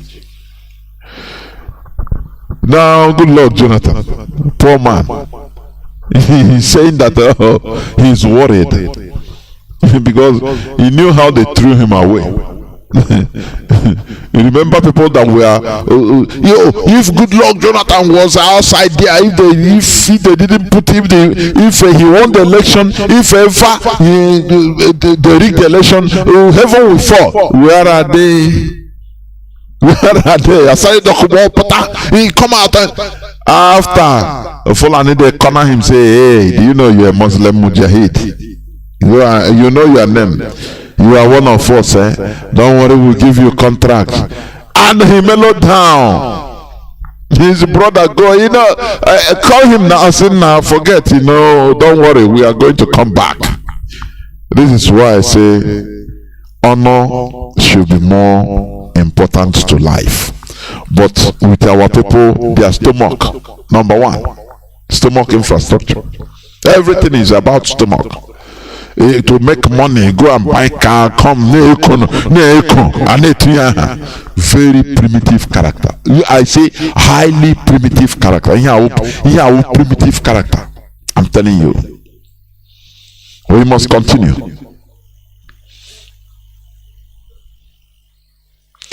Okay. Now there is this write-up. Ahmad Bello's declaration set Nigeria on fire. Can we quench it by Ndidi Owachue? It's an editorial, very nice. 17th of January 2023. Let me read it a bit. Ahmad Bello's hatred for Nigerians is what led him to make his infamous declaration as reported in the Patriot newspaper on 12th October 1960, with the undeserved powers handed to him by the departing British as Prime Minister of the Northern Region. Ahmad Bello's declaration was able to set the new nation called Nigeria on fire, a fire that today is consuming Nigerians through genocidal violence by armed Fulani for land grabbing, the use of the illegitimate 1999 constitution through which the resources and lands of the indigenous peoples are seized by an illicit government that is Fulani dominated, plus progress and modernity are deliberately denied Nigerians. Do you understand? It's what we preach here every day. But we Nigerians get it? The answer is no. All are there. Sometimes you watch them. Comedy is one of the booming business in Nigeria. One of the booming businesses. Because Nigerians need anesthesia, tranquilizer, always, to forget the reality on ground. That is why comedians are making money. Comedians and churches also, religious centers, where they will go and have fake hope. They will give them, promise them, they stay there, dance away their sorrows, for that time, and immediately they go back and face the reality. You understand? Now, everybody knows that Fulani, what they are doing, but what are the indigenous people doing against this? No, instead of Igbo to come, no, let Fulani kill everybody. Iberibe worry, honestly. I have been saying this. The hatred of the Igbos, which was propagated by Ahmad Bello, is what is killing everybody, destroying everybody, including Hausa, including the TV, including every other tribe in Nigeria. The point, they say, no, you don't look at the Fulani, look at the Igbos. They say, but the Fulani are killing us. They say, hey, you want the Igbos to take over? I beg, endure the massacre. Don't worry. That is what is going on. This woman just wrote it. The new Nigeria, remember, according to the declaration of Ahmad Bello, he said this new Nigeria should be an extension of the estate of our great grandfather Ottoman Danfodio. And this Ahmad Bello is where Nigerian politicians used to go to his grave to pray. Oh. I think Peter Obi went there, our founding father, somebody that abhorred your race. Do you see how Igbo people are Nigerianly stupid? I say Nigerianly stupid. Because if you are Biafran, you are no more stupid. But as a Nigerian, Igbo Nigerian, you are the most hopeless. Peter Obi went to pray for blessing from Ahmad Bello, for blessing, for more strength to hate his own people. You see that? We have been saying this year, and it's the reality. This new nation called Nigeria should be the extension of the estate of our great grandfather Ottoman Danfodio. This woman is saying it. The fire lit upon Nigerians and their lands by Ahmad Bello's declaration had 5 components which the Fulani would action. Making Nigeria an estate of our great grandfather Ottoman Danfodio, we must ruthlessly prevent a change of power, use the minorities in the north as willing tools, the south as a conquered territory, and the Fulani supremacists declare and never allow them to have control over their future. By Ahmad Bello. But this is the person, this is the person the Kaduna Zogu killed because of this very if it is, they say anti-Semitic, anti-Nigeria indigenous people rhetorics the man made. And today they are still referring it as a sin committed by the Igbos when this man was killed. The devil incarnate against us in the Nigeria setting.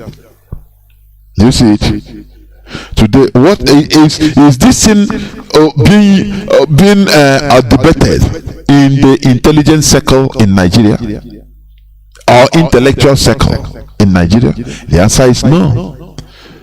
All the intellectuals in Nigeria, what they do is you go to school, bag your PhD, now learn how to rig election for somebody, a criminal like Hope Uzodinma. It's all the intellectualism in Nigeria. That is where it ends. So that contract or appointment. Do you see the piteous situation Nigerians are? Our intellectualism in Nigeria is. Do you see that? Do you see that? Somebody said he will not allow us, no indigenous population, to have control over our destiny. And today, do we have control over our destiny? Are we not scattered abroad? What of the indigenous people in the north that are crying every day, being scattered, being killed, being slaughtered? No person to help them. Only few Fulani. That is less than 2% of Nigeria population. It is a very shameful thing. In all these things, I used to say it.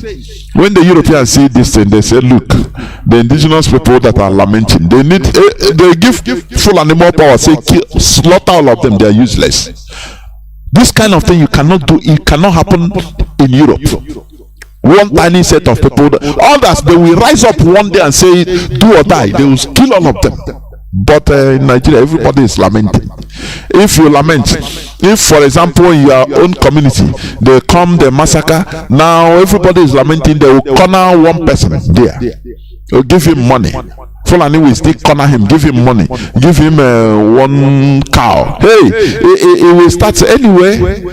We are one Nigerian anyway. Anyway, we are one Nigerian. So it's not that he will turn everything right. No, it's not the Fulani that kill. People without honor. Good Lord Jonathan said he was worried about this election. Why won't he? Do you see? Look at the whole campaign. The three major parties now, or the three major presidential candidates, Atiku, Tinubu, and Obi. We are not into Nigerian election, but we need to analyze things to understand the things there.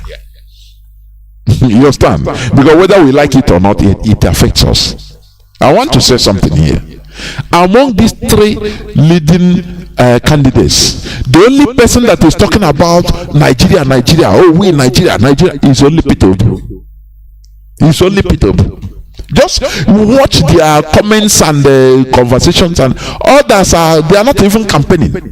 They are using religious sentiments, tribal sentiments. We are the North. Oh, if you don't vote, Tinubu say if you don't vote for me, you have to labor more to vote for me. He tell the Igbos in Enugu, you have to labor to put me in power.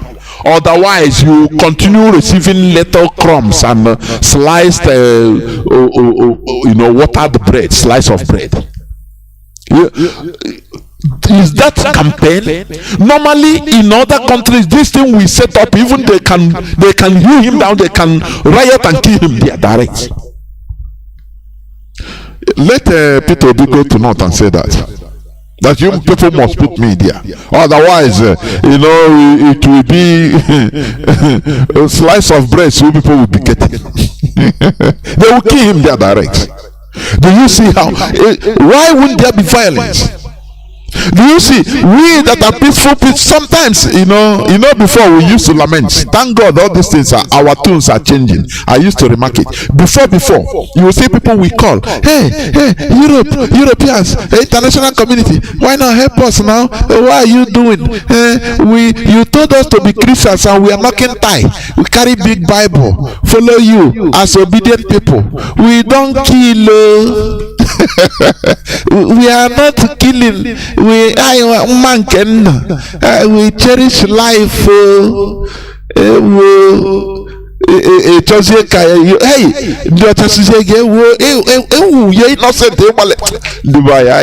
The chances.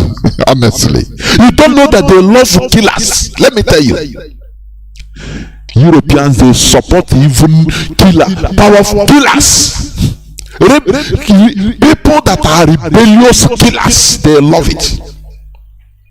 They love it. When you tell them, you brought Christianity to us and we accepted it, they are laughing. The more you talk, the more they give Fulani power. Say, go and massacre these perfect slaves. We don't need them again because we have industries. We have mechanized industries in our land. We don't need slaves again. Clear them, please. Let them complain. But thank God. The language is changing. Our people, I don't hear it again. How we are obedient to Europeans. Because of that, they should help us. I said that time, if I'm hearing it, you are telling Europe, oh, we are obedient to you. We are Christians like you. So please, you should help us. Come on, go and sit down there. Don't fight. They love fighters. Do you understand? Fighters. To prove that you are dominant species for real. That is what they love. We must continue. This woman wrote it. He's there. He wrote everything. The Fulani Supremacist Declaration means cruelty, loss of liberty, destruction and death for Nigerians as the immigrant settler Fulani take over their lands and control their destinies. Some truths about Nigeria's turbulent history have come out. We learned that it was knowledge about Ahmad Bello's anti-Nigerian people's agenda that was the reason for the first military coup of January 1966 to make Awolowo the rightful prime minister. That's it. It's coming out now. But they are still killing us with all this. And other ethnicities helped the Fulani in order to kill Biafrans. They're supposed to, represent. Ignorance is the highest disease. Ignorance is the highest disease. Go to Gowon village in a plateau. It's no more existing. They have destroyed the Gowon's village. Fulani have rampaged. After I say Fulani, they are number one in politics. They use Gowon. Gowon was running as a young guy, running head skate. I want to save Nigeria. Oh, Nigeria, the Fulani, they are with Britain. They are laughing at behind. Say, don't worry. After everything, didn't they kill Mamamvasa? The whole middle belters that fought the war for them, they eliminated them. All of them. Oh, bien. They eliminated them. Today they even cry more because they occupy their land direct. What we are doing today is to deliver, to liberate everybody, both in Middle Belt, both in the north, the Hausas and others. Gone are the days when you are following the Fulani. Oh, we are fighting in Nigeria. They will use Nigerian illusion. Now, illusion Nigeria as an illusion in order to confuse you. Oh, kill Igbos, kill Onyamiri. Oh, fight. This is for Nigeria. They are against Nigeria. Who tell you that? We want liberty for not only us, for everybody. But Fulanis, tricked them. But today, do not allow history to continue taking place. You can read this. It's in Sahara Reporters. Very nice write-up. Because of the eloquency, the boldness of our leader, people are now starting to key in to what Radio Biafra have been saying for many years. And that is how it should be. Now, before I open the lines, I want to read these two news headlines before I open the lines. You understand? Terrorists storm church in Katsina, northwest Nigeria, kidnapped 25 worshippers. They don't call them Fulani terrorists, but that is what they are. No fewer than 25 worshippers of New Life for All Church in Kaduna local government area of Katsina State, Kankara local government area of Katsina State, have been abducted by bandits. Who are the bandits? Fulani terrorists. Remember, these bandits, they started calling them, I think, 2020, early 2020 or late 2019, if I'm not mistaken. 2020. These are Fulani jihadists. 25 worshippers in a church. They were kidnapped. It was learned that the bandits attacked the church around 10 a.m. on Sunday and rode motorcycles there. 25 worshippers kidnapped. Do you know how many are the bandits? Sometimes these Fulani terrorists, they call bandits. They are not bandits. They are Fulani terrorists. They go on more than 500 to 1,000 bikes. And each motorcycle will be carrying 2 or 3 passengers. Driver and 1, or driver and 2. We used to see them on video. Do you know the noise that will be made by 1,000 motorbikes? People, they are armed to the teeth, carrying assault rifles, and the Nigerian military is not seeing them. Sometimes I start saying, no, Nigerians, I cannot understand. So how can Nigerian police military, they don't detect the people that are right?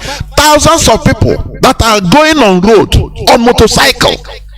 They don't have drone to detect them. They don't have the Kanu jet. And Nigerians are not making, it's not a big problem for Nigerians. No, they are laughing over it. Honestly speaking, I cannot understand. Sometimes look at them. Let me, before we go crazy, is it that we IPOB, we are the mad people, or the people in Nigeria? Let me know, please. Because sometimes what is happening and the unresponsive nature of Nigerians put you into a state of confusion, complete confusion. You cannot understand any longer. I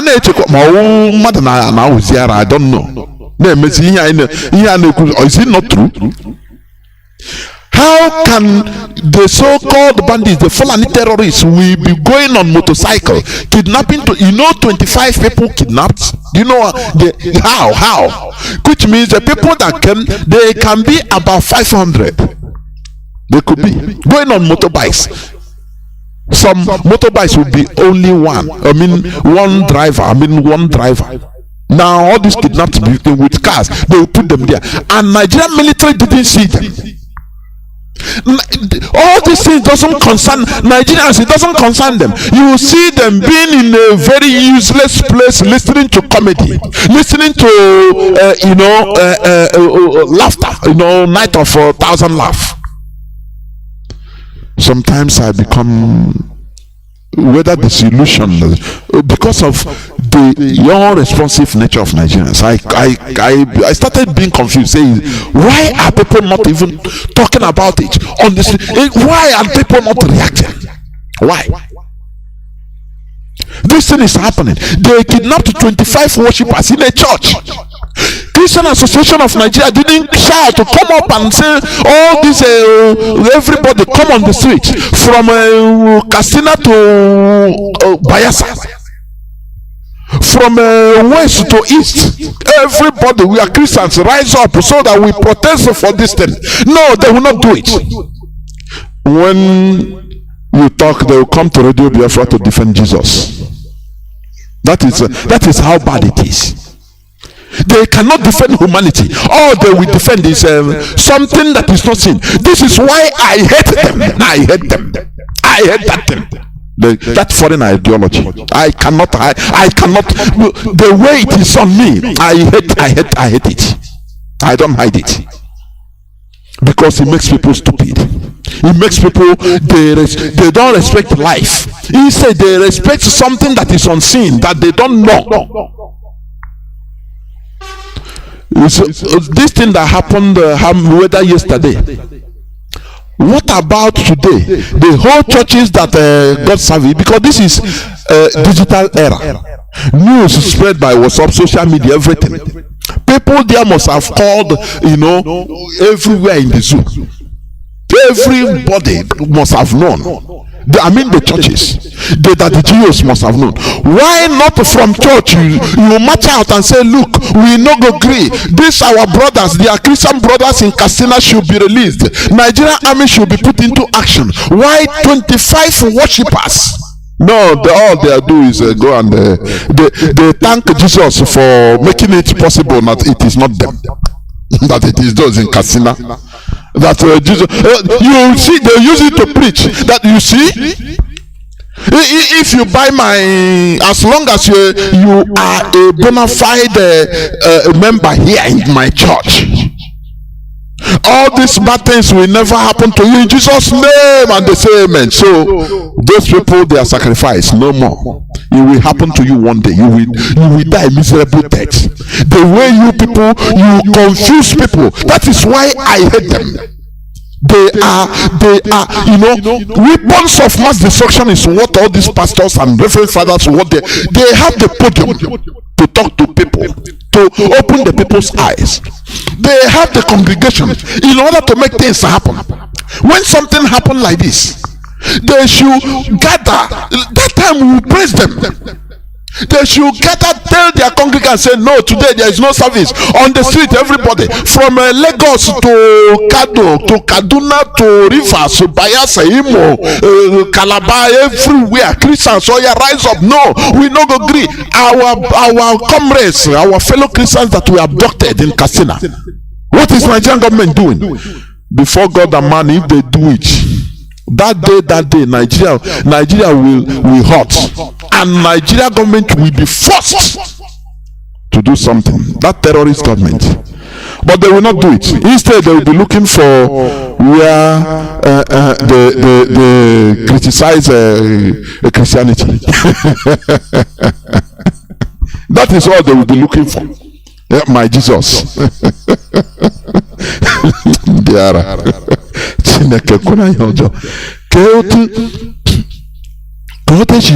God should punish this type of things in our land. The Jews today are progressing because they resisted with their blood this European rubbish they call religion. No matter that the Jews were in Europe, part of Europeans, they said, no, we are not buying to this your garbage. And they brought it to Africa and used it, in order to turn everybody into zombie. And where's your look at 25 Christian worshippers, and Christians are happy in Nigeria. No, he said they would say, thank God it's not me. Come, sow your seed so that God will protect you, so that you will not be like those in Katsina State that have been kidnapped by terrorists. Probably they will cut off their head. Do you see how wicked they are? Do you see? They are wicked, I'm telling you. And you see, the same Sunday in Niger State, they born one priest, Reverend Father Isaac Achi. I don't know, Achi, maybe he's an Igbo man, who knows? Anything, whether it's outside, he's a human being. He's a human being. They burn him to ashes. Have you seen Pope talk about it? Did you see? Do you know what?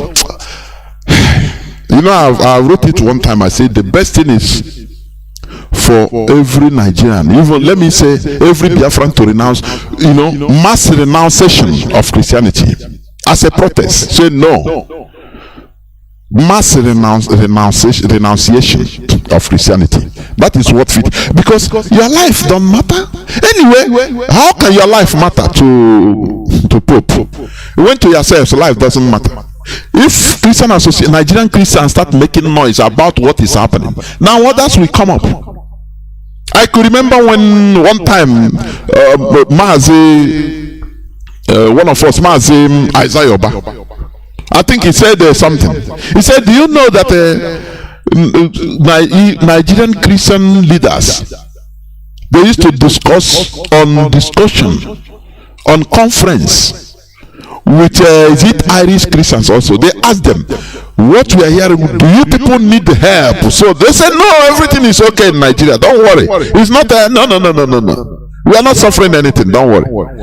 And you look at these people, how are you going to expect others to even value your life, whereas you don't value your own life? You don't value the life of your brother. Instead, if they kill your brother, you go and give testimony, say, hey, thank God it's not me. You pay more tithe, you double your soul seed you are sowing. Say no, thank so that God will protect me more and more, and your pastor will shout hallelujah. You are not killed because you're a member. You are my bona fide member here. You are paying your tithe, paying your dues, everything, because you are a zombie. These are criminal acts, I'm telling you. They burn a human being alive, a reverend father. Pope never say. The Christian Association of Nigeria didn't stage a match. Nigerian pastors that have overwhelming population everywhere, they didn't stage a match. Is it not Suleiman, Pastor Suleiman? Only when you perceive the threat from the Fulani terrorists, personal threat, that time, how many years back? Whether 2 years ago, when he said, if you see any Fulani loitering around here, kill him. He said it in the podium, and they started pursuing him. He ran, and who saved him? The then governor of Osun State. Because his life was directly threatened. But when it concerns another person, he said, no, thank God, blessed be the name of Jesus, because no member of mine will suffer this. Amen. And people, useless human being, will start shouting amen. You don't know what is happening to another person, you don't feel it, because you are heartless. Forget about the religion you are processing. You are heartless. Nigerian Christians are heartless. They are heartless. If they are not, all these things, you see a man, look at the photo of very handsome, vibrant human being. He's a priest. He's a priest. Had it been before his death, if you listen to Radio Biafra, tell him, say, get out that road you are going, oh, don't die for nothing. Please remove that word, do you. Happy are not so Christianity. But our Igbo, but Igbo, please. And don't happy got this thing. Okay, singing no. And Christ say, and Bible say, to do all one. Maybe if there is something like judgment, Chukwu Abiyama will punish him more. Say you are stupid. You die for nothing. You die for nothing. Come on, get out from my face. They burn you into pieces. The same way they will burn others. If you don't rise up. You know, I used to say this during the ISIS uprising, during Obama regime in Iraq and Syria, when they formed the Emirate. They started killing the Iraqi and Syrian Christians. Do you understand me? The ISIS started slaughtering, destroying their churches. And I saw one reverend father, Iraqi reverend father, all that's around, he said he's not going nowhere. He stayed, even till today. I think he's still alive. He said he's not going nowhere. Now, always they are running. You know, Christians, they all they know is run to save your life. Run, complain to international community. Complain now. International community, we are Christians like you. Come and save us. But do you know one thing?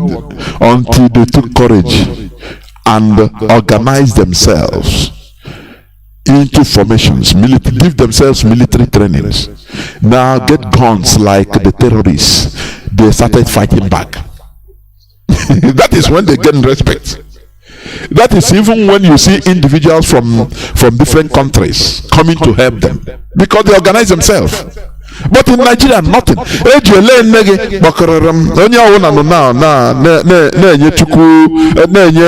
Jesus because they are worshiping Jesus. Giving Jesus thank. It's not me. Oh, it's the people in Castina. Oh, it's a reverend father in Niger State. It's not my portion in Jesus' name. Very heartless set of people. Whatever happens to humanity, to human being, it happens to us. That is why we are Biafrans. Do you understand? Here, Mazi Nnamdi Kanu campaigned vigorously for the release of El Zakizaki.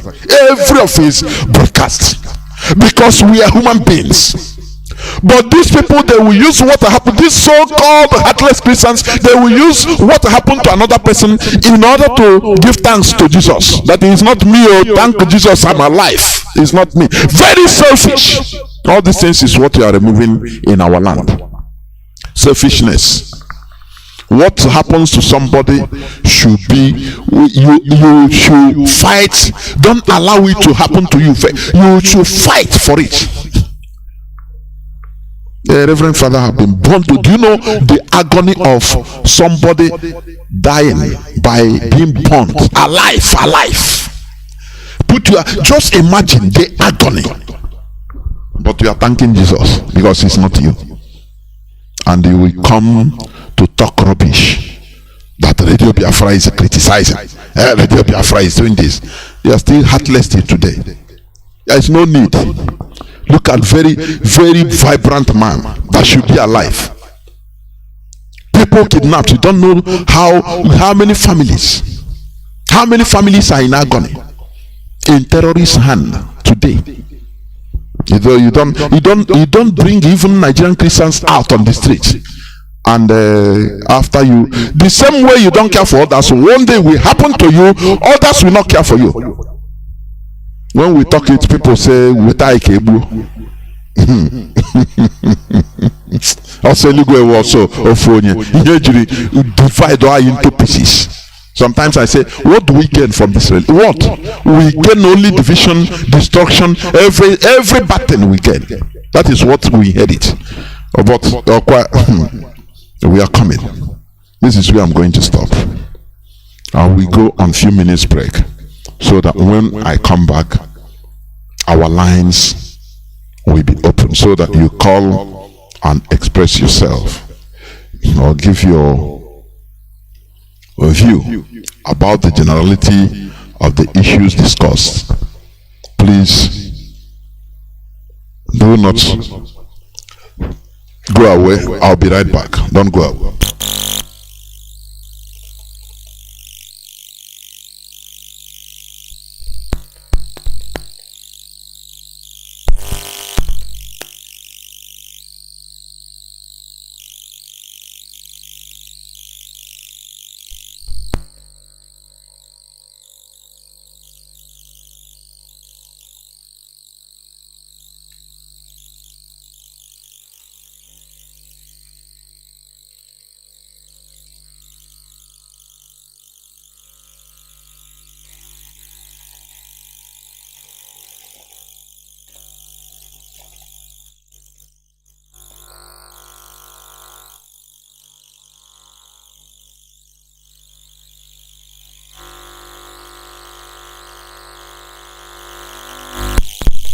That is why we gather the different section leaders of Sangai.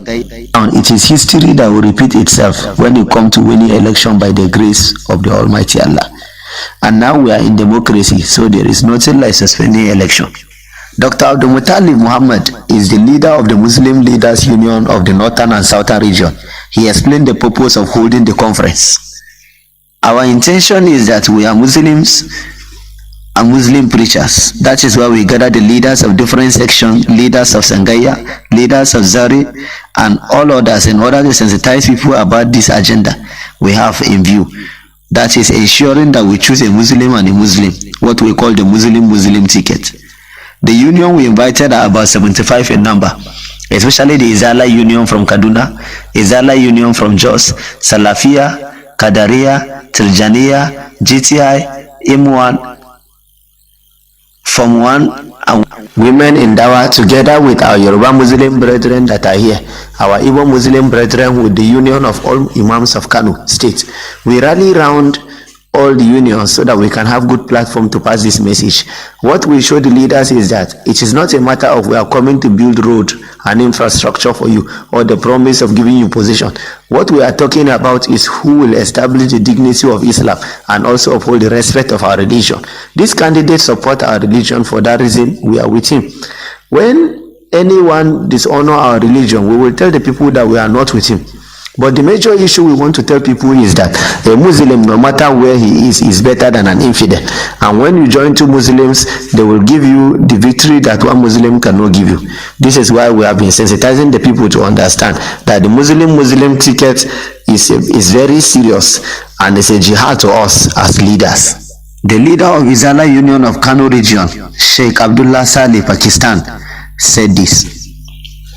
Well, the discussion first and foremost was on the history of how this candidate has had his hunger of Muslim ticket for long. How he joined the Ribadu party with a Muslim from their own region. And now he joined the party of Abiola and Ghana Kimkibe. And considering how he is bent of being, it is history that will repeat itself when it comes to winning.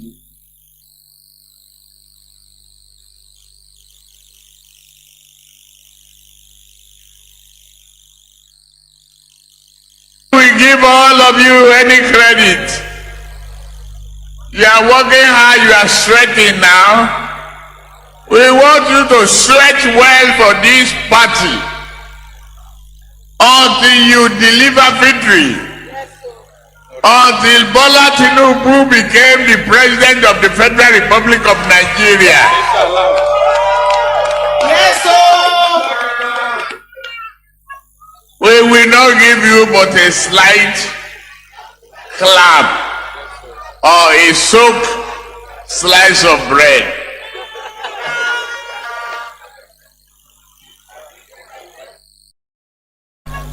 We will not give you but a slight clap or a soaked slice of bread.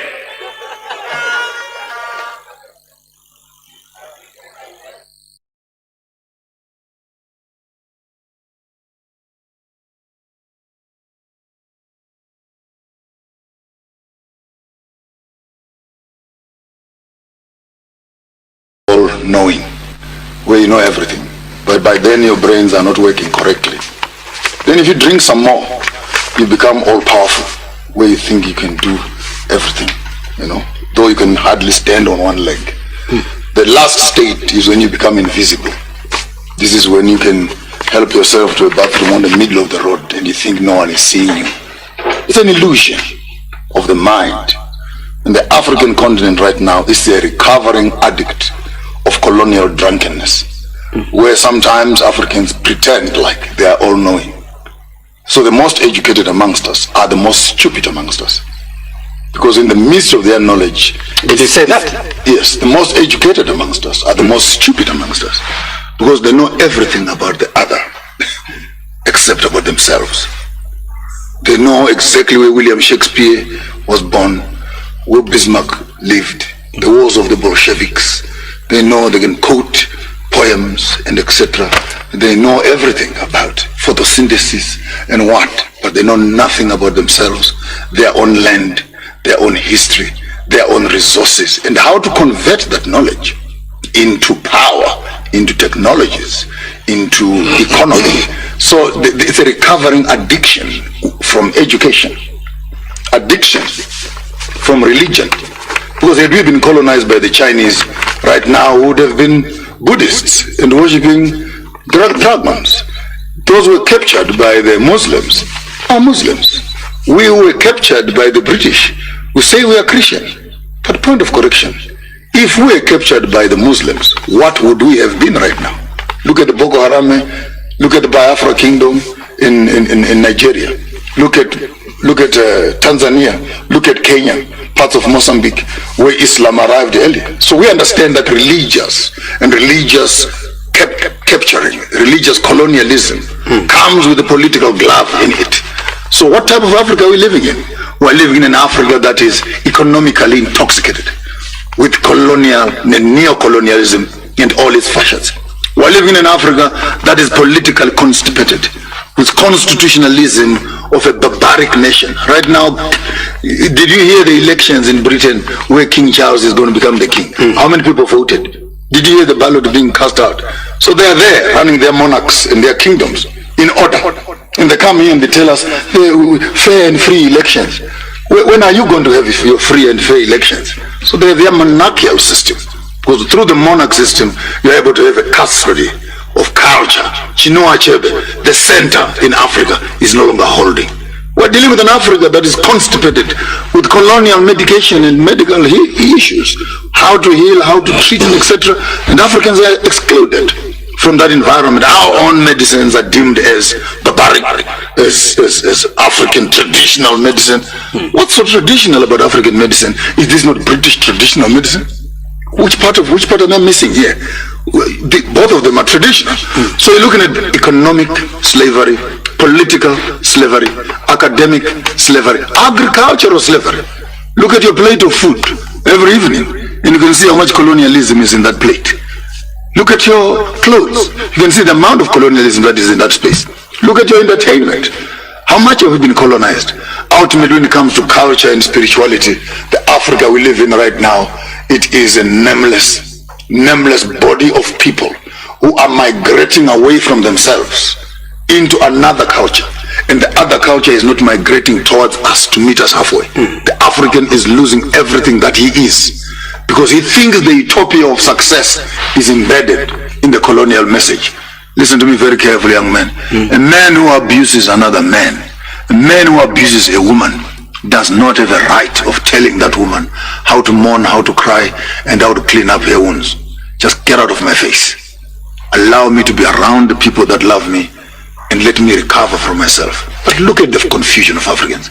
The same system that abused us and took land away from us. Here we are right now, busy worshiping and standing around, and these are the same people telling us how to cry. The state of... Welcome back. This is Radio Biafra Hausa service coming to you through Radio Biafra London. My name is Mazi Jonathan Chinedi from Alu province of Biafra London. Today is the 17th day of January 2023. Today is Obochi Orie. Our lines are now open. Our direct line is +1 213-328-6224. I repeat, +1 213-328-6224.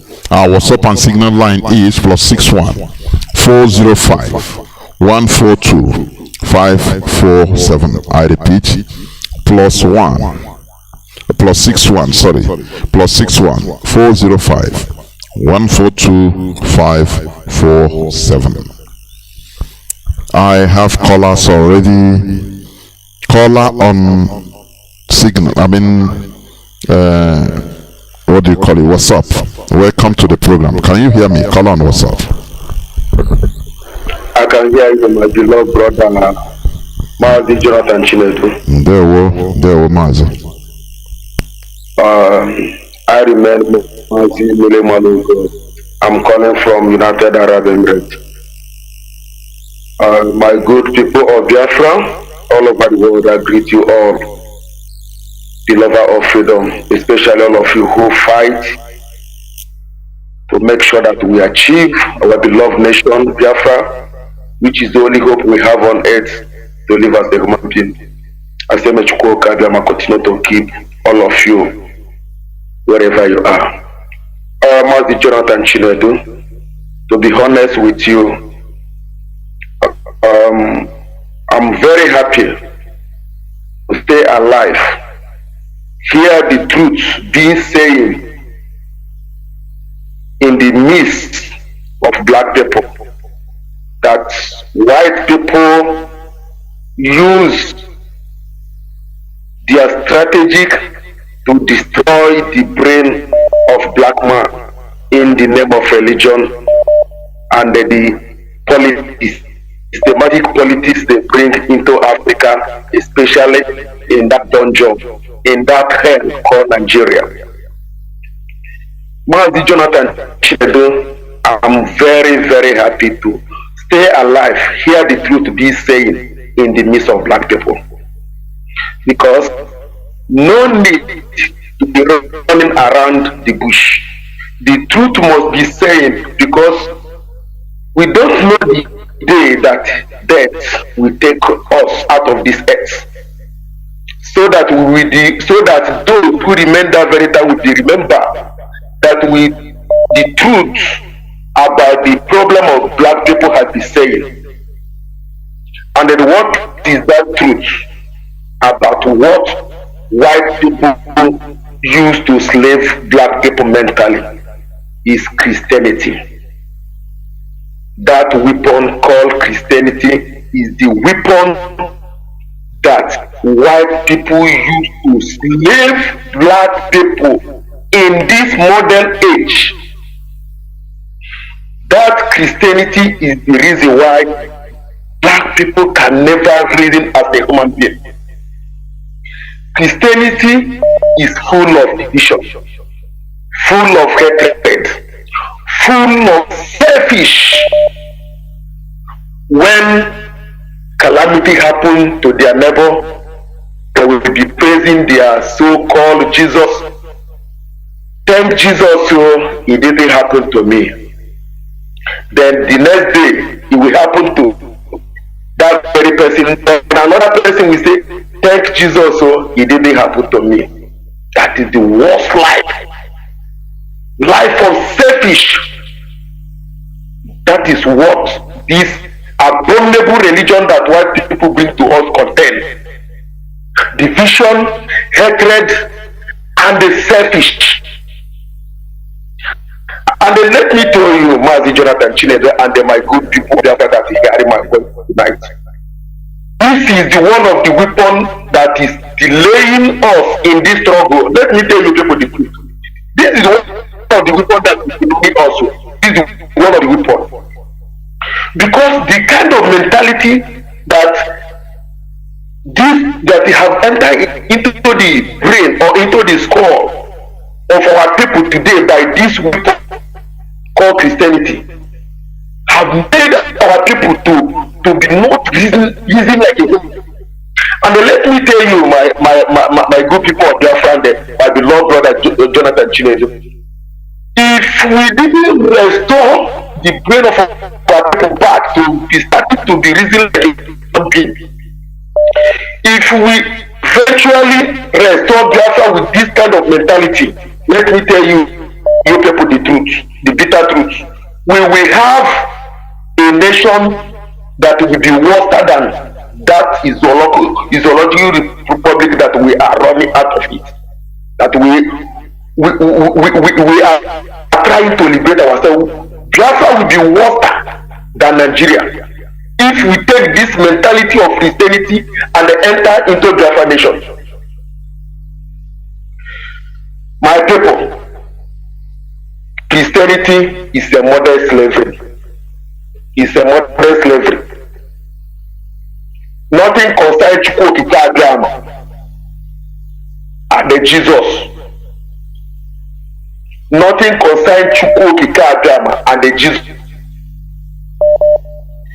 Hear the truth and save yourself from slavery.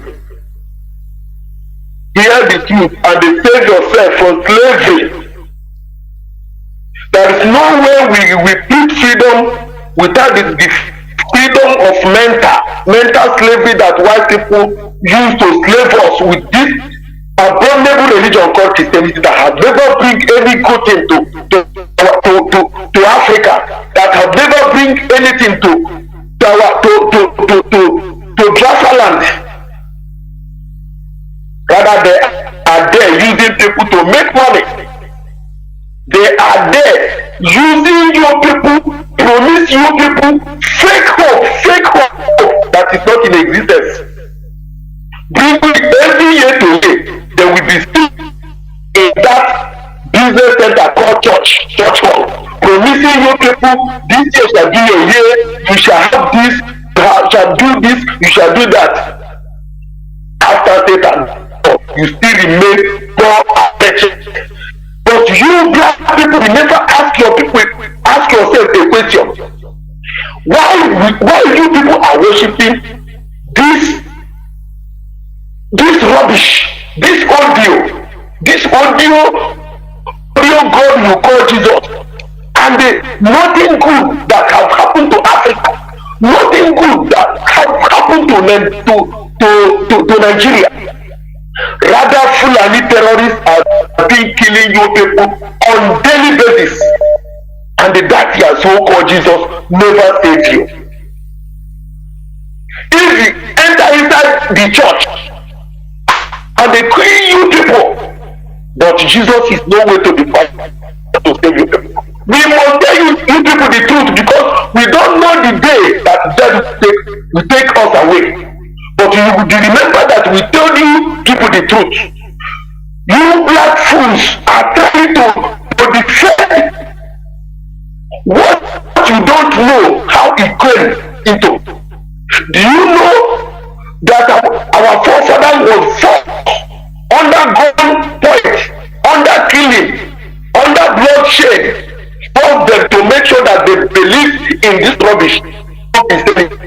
Do you know that? Do you know the case? Just as Fulani terrorists are trying everything possible best to Islamize everybody, if eventually they succeed in next 100 years coming, you fools will be defending Muhammad, defending Quran, just as Christianity.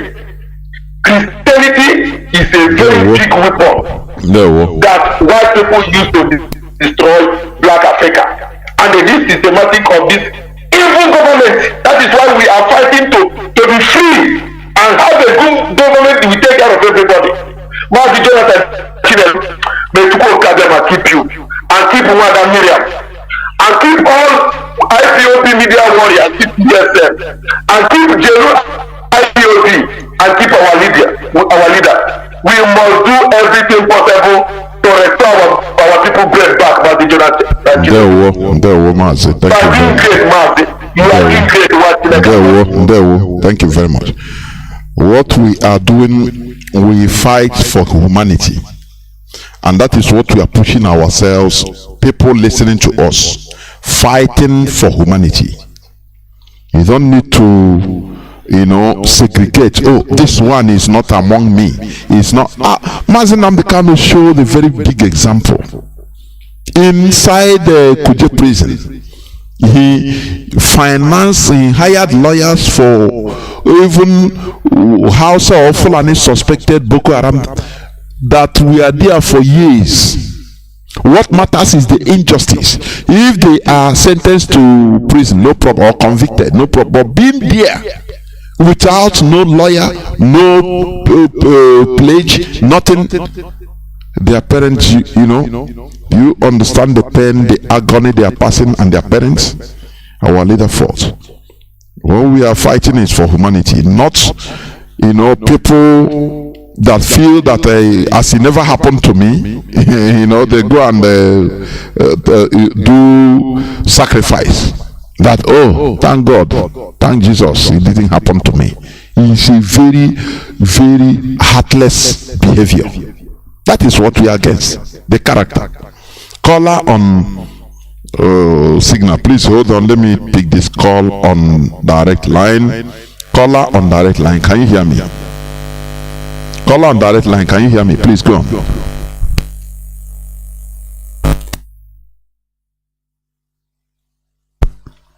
I'm sorry. I'm sorry. I want to plug something and the thing went. Okay, let me pick it.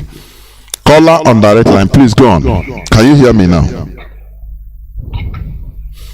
Caller. There, we'll go on, please. Go on. My name is Victor. I'm calling from Germany. I want to contribute to this topic of today. Go on, Mazi. About the killing of Christians in Nigeria. The question I keep asking myself is, where is the red line for the indigenous people of Nigeria? The other time it was Deborah. A few days ago it was the priest in Niger State. And again we heard they captured or kidnapped about 25 worshippers in Katsina. And Christians, they just seem to be going about their business. Some of them are giving testimony that, oh, it didn't happen to them. I feel like Christians, they are like dinosaurs who are going to realize that their extinction is already taking place. Because just imagine a mosque is being attacked in the south, in Nigeria. Do you know that every Christian worship place will be set ablaze all over Nigeria, and even Christians will come out and say, Mazi, look at the. Another thing I want to also add is that they say that these. Mazi, can you hear me? Mazi, are you hearing me? Can you hear me? Mazi? Okay, just hold on. Do you hear about these Rohingya Muslims? In Myanmar, in Burma? Do you know that Pope has been at the forefront of campaigning against what is happening to them? Pope. But where is him when all these things take place in Nigeria? We make people to think, not sentimental. We put people to think. Go on, Mazi. Go on. Yeah, Pope has never made any statement. And another thing is that, okay, he said the foreign Jesus of I don't know where they brought it from. He used to reveal to them before something will happen. Okay, look at the priest. This is not the first time. The priest was in his house. Before these people came to burn down where he was staying, the foreign Jesus didn't reveal to him. In that Owo massacre, they gathered in the church before they came to the Fulani terrorists came to massacre them. The foreign Jesus didn't reveal to them that something was about to happen. You understand? Then this Katsina, the numbers that they are numerous. You understand?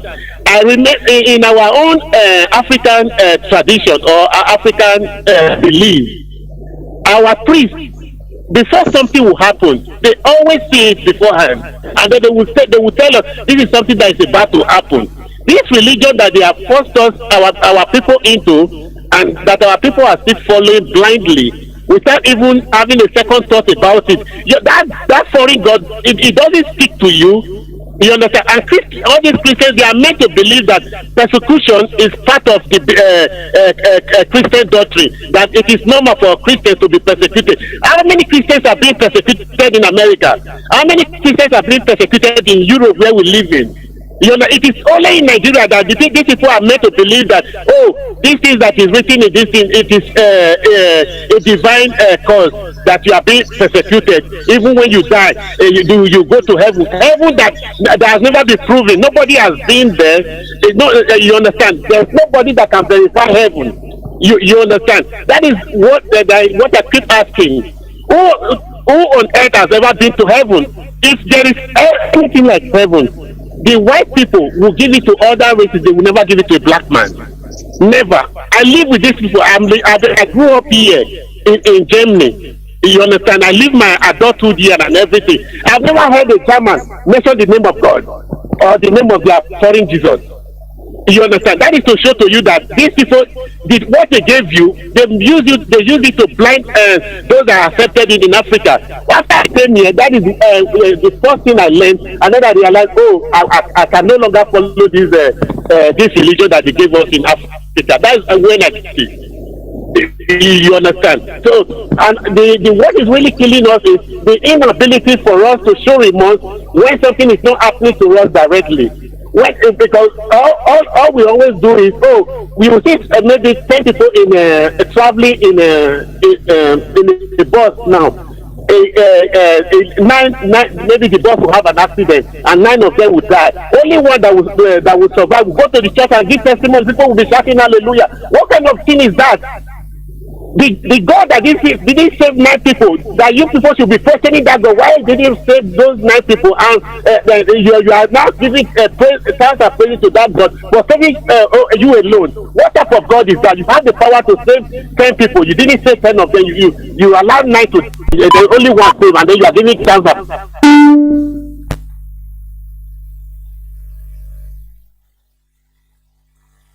I don't know what happened. Whether it's 2042.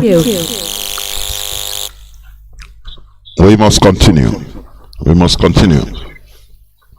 Caller on signal, Mazi, thank you for holding on as usual. Can you hear me? Caller on signal. Mazi, can you hear me? Yes, I can hear you, Mazi. There, well, thank you for staying for 17 minutes. As usual. We have to. This is where we upgrade ourselves. This is where we equipped ourselves. Where we, take the bullets that we use to defend this struggle against our enemies. So we have to wait. We have to wait, Mazi. And I really want to thank you for the good job you are doing. And Ona you cook for you should popcorn. But Mazi, the thing they enter, believe me, it enter. Why I'm saying this thing is that a child was born after 1 year, 2 years, 3 years, they took him to Block Rosary. From Block Rosary he entered Mansava, from Mansava till brother in the church, from brother in the church to priest, from priest, even if he's not a reverend father, he will become what can I say, one leader in the church up to 50 years old. So tell me how his brain will be functioning, but we have to keep on speaking until until they begin to understand what we are saying. I want to use this opportunity to say, as a Chukwu Kabiama continue guide our leader Nnamdi, destroy them before they come close to him, give him good, most especially make him stronger every day, and release him for us unconditionally, so that all of us together will continue to fight until Biafra will be restored. He said. Mazi Jonathan, you've spoken this evening, and Biafrans all over the world are hearing what you are saying. Mazi, on my own perspective, if you ask me, I will say, yes, we know that killing is not good, and we Biafrans, we don't engage ourselves in killing because we have something we say in our language, mado, the beauty of life. We cherish life so much. This is why even when they brought this Christianity to us, they use it also to, when they realize that we are this type of people that engaging ourselves in killing ourselves or killing somebody is a very big taboo in our land. So when they saw it now, they have to use this thing they brought to us as a called Christianity to tell us that when they slap us in this one cheek, we should give the other side to slap more. You understand me? And when the enemy is killing you, please don't touch him. Just pray for him. Pray that God will touch his heart. Pray for your enemies. Yes, a man with AK-47, just call Jesus. Jesus will come and take the AK-47 from his hand. AK-47 that was load more than 60 to 70 bullets. Just pray Jesus will come and take the AK-47 in his hand so that he won't die again. You see, and our people are so... Mazi, but do you see the hypocrisy? This is what we always, like what I try to remind our people for your information. People that tell us to pray for our enemies, that if they slap us in the right, let us turn the left. If they let us be peaceful, let me tell you, during the time of missionaries, sometimes they used to have problem with our people.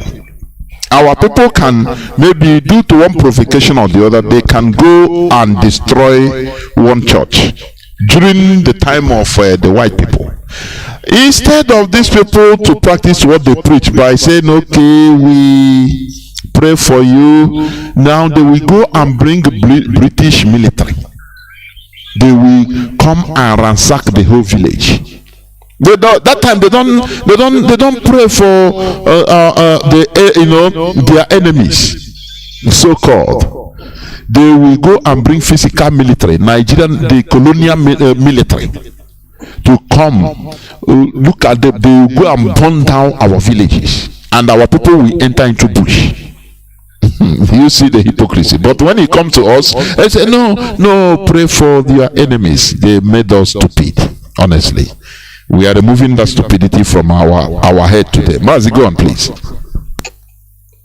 So Mazi, Jonathan, before God and man, believe me, as I'm still keep on saying that this preaching, we are preaching here in Radio Biafra every day, the thing they enter, because I can now believe that the mindset of our people, most especially the so-called hardcore IPOB, who are really fanatical in this fight of liberation we are in, if you see the way they speak, you will know that yes, they have really soaked themselves into this struggle. And Mazi, please, I want to use this opportunity to beg you, maybe one day, or you can make it a 2 days program, to speak about if you are any coordinator in IPOB in this year 2023. You must endeavor to listen to Radio Biafra, because I can Mazi, there are many coordinators don't even have time to listen to Radio Biafra. You can't believe, you might doubt me. I'm not doubting you. You are right. Many people have outgrown it. How can you be a coordinator? How can you be a leader and you cannot equip yourself what you have to use to educate the people that are under you? These are the reason why some of these coordinators will come to Radio Biafra want to really defend Jesus. When now they are killing them in Nigeria, the same people cannot even speak. The same Pope who is the leader of the Catholic Church, the Canterbury Bishop, the so-called Nigeria Christian Association. Not all of them are calling Jesus. Mazi, even me that are speaking, I'm a Christian. Let them know say I'm an antichrist. But this wayo of a thing, I'm not engaging myself on it anymore. You cannot tell us that they are killing people. Christians every day, and nobody saying anything. I saw a picture where military and soldiers, if you see the type of what can I say, the type of police and military that was guiding this the GO peace or economy, even more than a president, people, you begin to wonder. So this man know that Jesus, why not leave this thing, let Jesus guide him and where he's going. The other one escaped death because he has a car of bullet. He said, Jesus save him. Why the other people that have no bulletproof, they die on the process? Why is it that you didn't use the same car that didn't have a bulletproof? Why didn't you use that one? Take over the other one, the one that has no bulletproof, and ask his member to the one that has bulletproof. Why? Who is deceiving who here?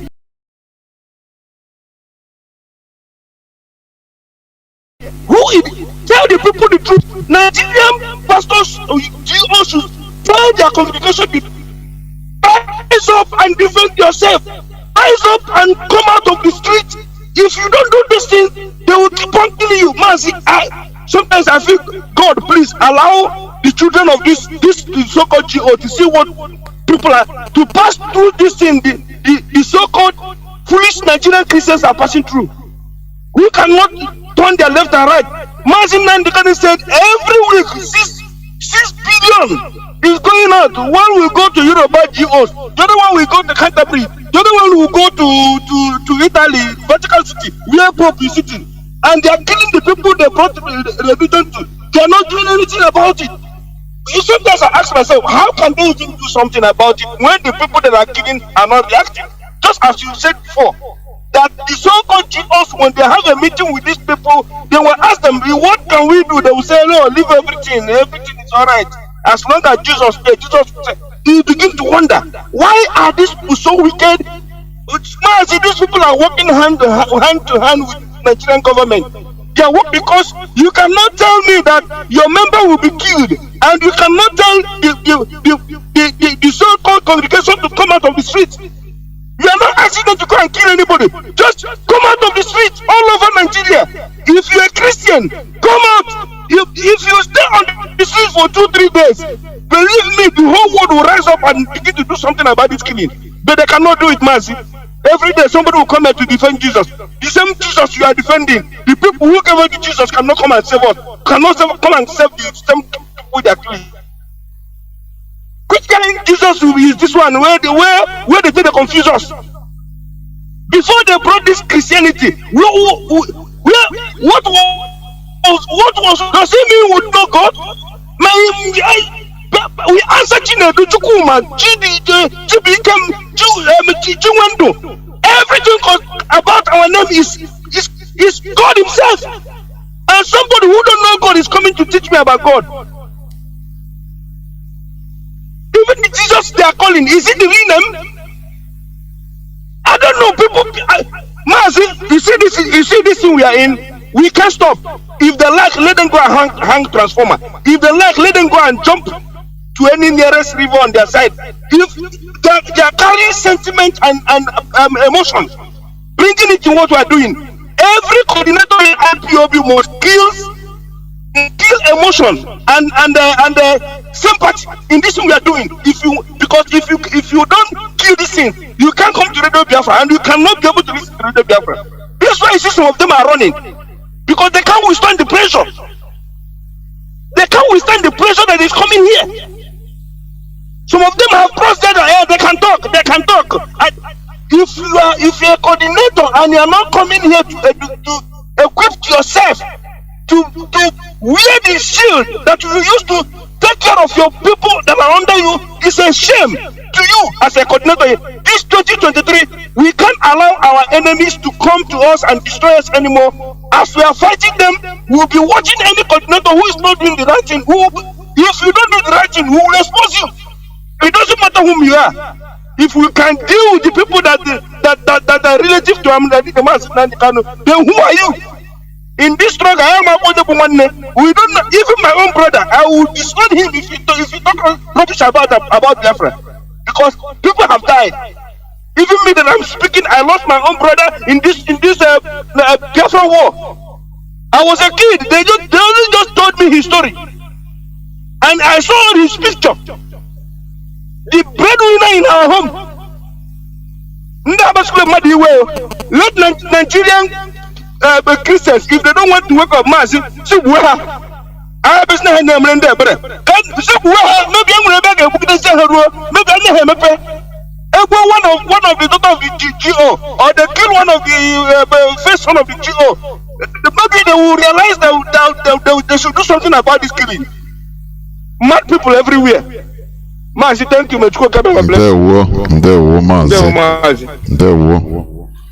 We must continue. You know why Biafra is our religion more than anything? If it comes to, let me tell you, you cannot have two masters at a time. Do you understand? There is a call for Biafra service that will come. Now, what about if you are at the GOT, you say, you go meet him, say, Biafra need my physical service, maybe complete, war. You want to enlist, pastor will tell you, no, don't go to the war of the world, just be and pray for them. Are you understanding what I'm saying? And that thing will deprive you, say, okay, no. Jesus said, I shouldn't join. Do you see the danger? Do you see why we are shouting always about the Biafra being our religion? Mazi Nnamdi Kanu made it to be our number one. Anything you believe more than this Biafra, know that it's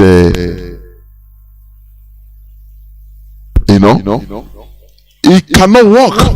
You cannot serve two masters at a time. So that nothing can prevent you from entering the service of what you are doing fully in any capacity that you are required. Because I've seen some people that their impediment to joining IPOB, they say,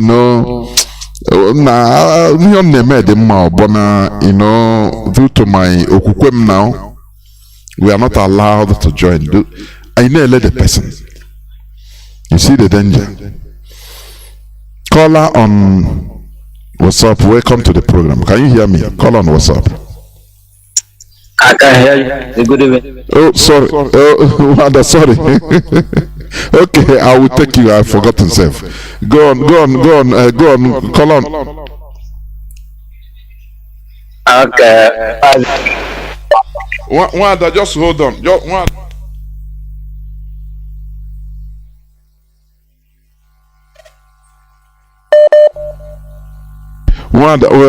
Mazi, go on, please. Go on.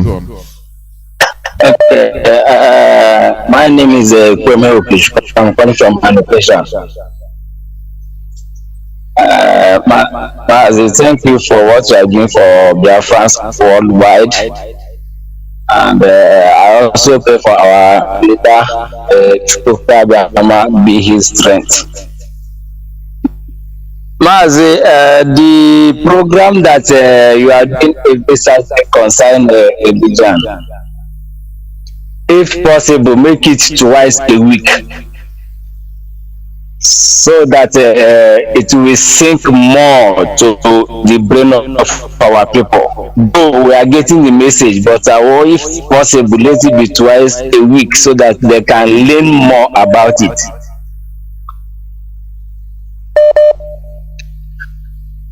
And talking about the Reverend Father that's the Fulani herdsmen burned to ashes in Niger State, in a place called the Paikoro local government, Kafinkoro. I know the man very well because I stayed there almost 7 years. You see, Mazi, the man is from where? From Benue State or from where? Do you know? No, he's from that's Paikoro local, from Niger State, Kafinkoro. Okay, actually, because of the surname. Is an indigenous over there. There's a language there called Kuru. Is a Kuru by tribe. Try. I know his family member, all of them. Mazi, you remember one attack that's been carried out by the Boko Haram 2009 or so at the Madla church? Yes, of course. Yes, the man was shot with, I think, 3 bullets. He came back with 3 bullets that very time. The same man that's just been burned to death a few days ago. Very sad, honestly. Very sad. So indeed, when I saw the news on Facebook, I have to call a friend of mine in that cafe to confirm whether it's true. And he said yes, that was what happened. This is the second attack being carried out by the Fulani herdsmen in that country. One was November last year. This about 2 months ago. Secondly, is this one that just happened recently. So I pity our people who are still there, because a time comes I have to call them, tell them that this is what is happening. This is what to God. They say, it will not reach there. It will not. It's not reach that, because it's now happening in that town. Mazi. Okay. Let me give others chance to express their views. Thank you very much. God bless you. And the worst part of it, the Christians as a people, as a unit, they don't do anything.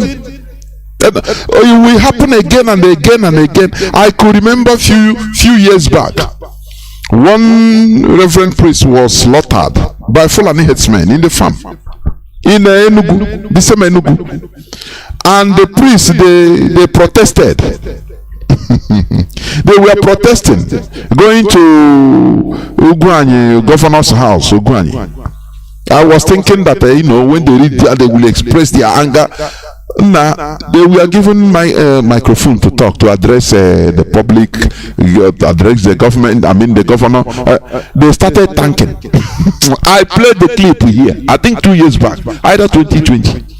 They started thanking the governor for maintaining security, thanking Mietiala for being in charge of their security in Enugu. There, I loaded them instantly. I say, what is the need? What is happening? Caller on Wada, before I forget again, welcome to the I'm the one who Mazi, as long as I'm there. Good afternoon, sir. Good afternoon to Mazi Hamadike. Yeah, I'm going to hurry it up. Mazi Hamadike. The leadership from a dossier more protocols observed to all of us. Mazi, even what you just referenced now has made a way for what I was coming to say. Mazi, I have you, and I had one or two brothers that spoke. My name's Amarian Haider, sorry. My name's Amarian Haider. I'm speaking from United States. Mazi, I had one or two brothers that spoke. They talked about this attitude of our Christian brethren who only invoke that portion of the scripture that said, when you're slapped on one cheek, turn the other cheek. They refuse to invoke that one where it said an eye for an eye, which is what our enemies are using against us, which was when it was convenient for the colonial masters, they used that part, an eye for an eye. And when they have finished subduing our people, now they have to use the one that said turn the other cheek. So I understand that, but Mazi, there's another trending psychological thought or mindset that I'm sensing from our people. That one I think is even more deadly. Is this idea or mindset that in America here they call it the elephant in the room? They will see the danger. They won't want to talk about it. They don't want to call it out, because they'll be like, if you call it out now, it will stimulate somebody to go and carry the act. Oh, if you call it out now, oh, they will come after us.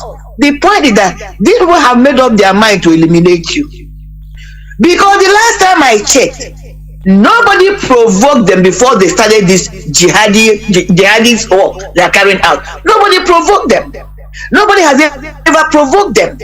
So this mindset that if you don't speak about it, but these people will boldly come out and speak. You play the clip, Mazi, where two people that are Muslims are telling you their agenda in public domain. Mazi, even Peter Obi cannot even accept that he's a Biafran. Peter Obi, if you ask Peter Obi today, are you a Christian? He will tell you, oh, forget about being Christian, we are all one. He will not answer that question.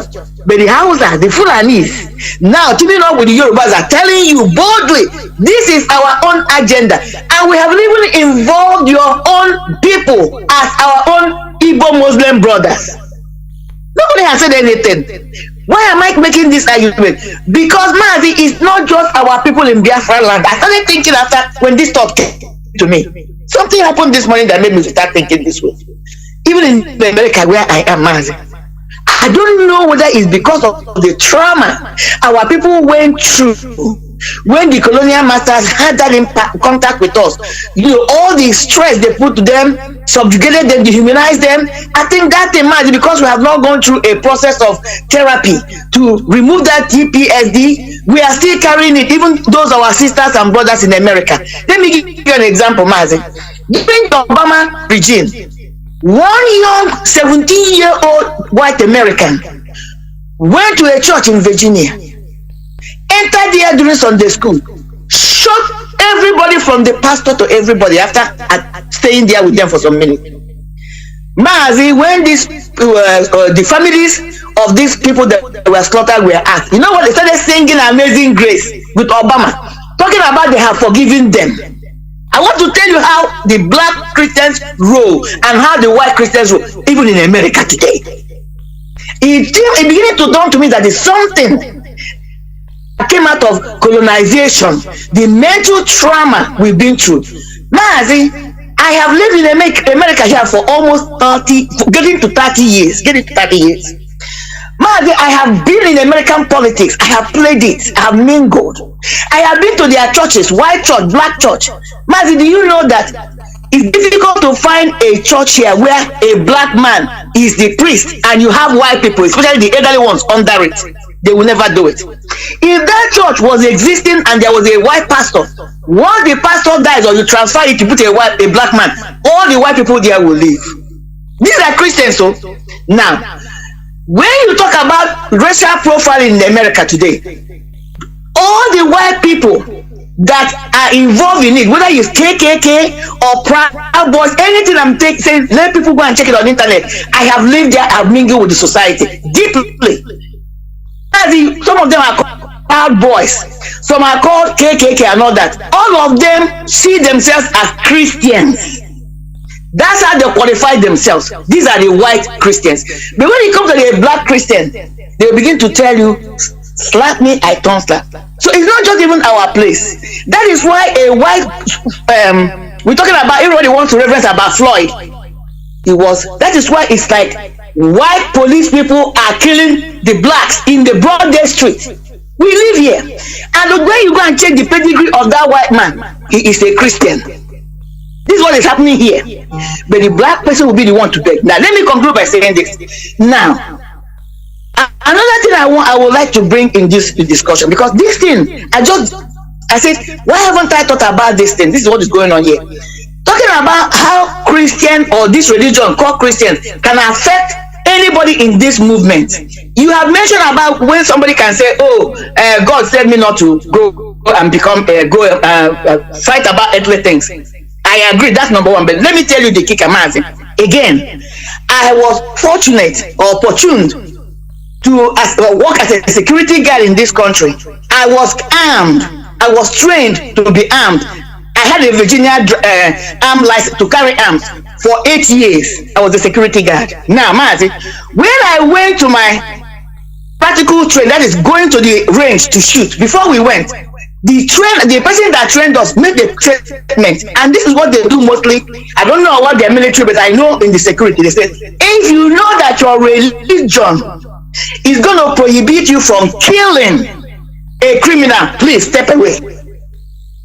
Because if you're facing with that split-second decision where you are faced with a criminal, or you're faced with somebody that is coming to eliminate you because you're a target as a police person, as a security guard, and you are armed, you are the first target, because that criminal, that threat wants to eliminate you because you are the one to save everybody. And then you are there shaking because Jesus said you should not kill somebody. They will kill you. So they don't want such a thing. They will tell you, if you know your religion prohibits you from, because we are training you to kill, we are trying to shoot to kill. In America, you do not give anybody warning shot. Go and ask anybody that if that was even a security guard and was armed. I'm not even talking about the police. I'm not talking about the soldiers. That is where you hear their police always tell you the person was a threat. You have to eliminate that threat. That's your job. There's nothing like warning shot. So this is one of the things. Should war break out today, I can tell you the danger of this kind of mindset. They will tell you that God told them or Jesus told them not to kill. It becomes a problem. That is why anybody that want to be in this religion, you should be, your mantra is IPOB. It doesn't stop you from having another religion, because that will make you to have that mindset that I have come here, whatever it takes, I am going to take it. If not, we have a problem, Mazi. So this idea of people always shouting, give us order. How many people are willing to be, if they give them gun today and they will go and kill, they will tell you they're going to pray. Mazi, I'm going to leave it here. I just wanted to bring this in. Thank you so much. That's it. You cannot have two masters at a time. It's impossible. I'm winding down towards the end of the program, honestly. Caller on signal, can you hear me? Yes, I can hear you. There we go on, please.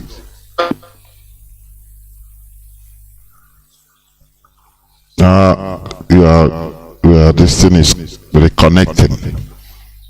Please. Mazi, are you there? You are reconnecting. Let me take this caller on what's up? Caller on WhatsApp. Can you hear me? I can hear you, Professor Jonathan. There, Mazi, welcome to the program. Go on, please. Thank you for taking my call. Speaking to your brother, Puzenwero the Scavenger. I'm calling from Afridi Sud. Afridi Sud is South Africa.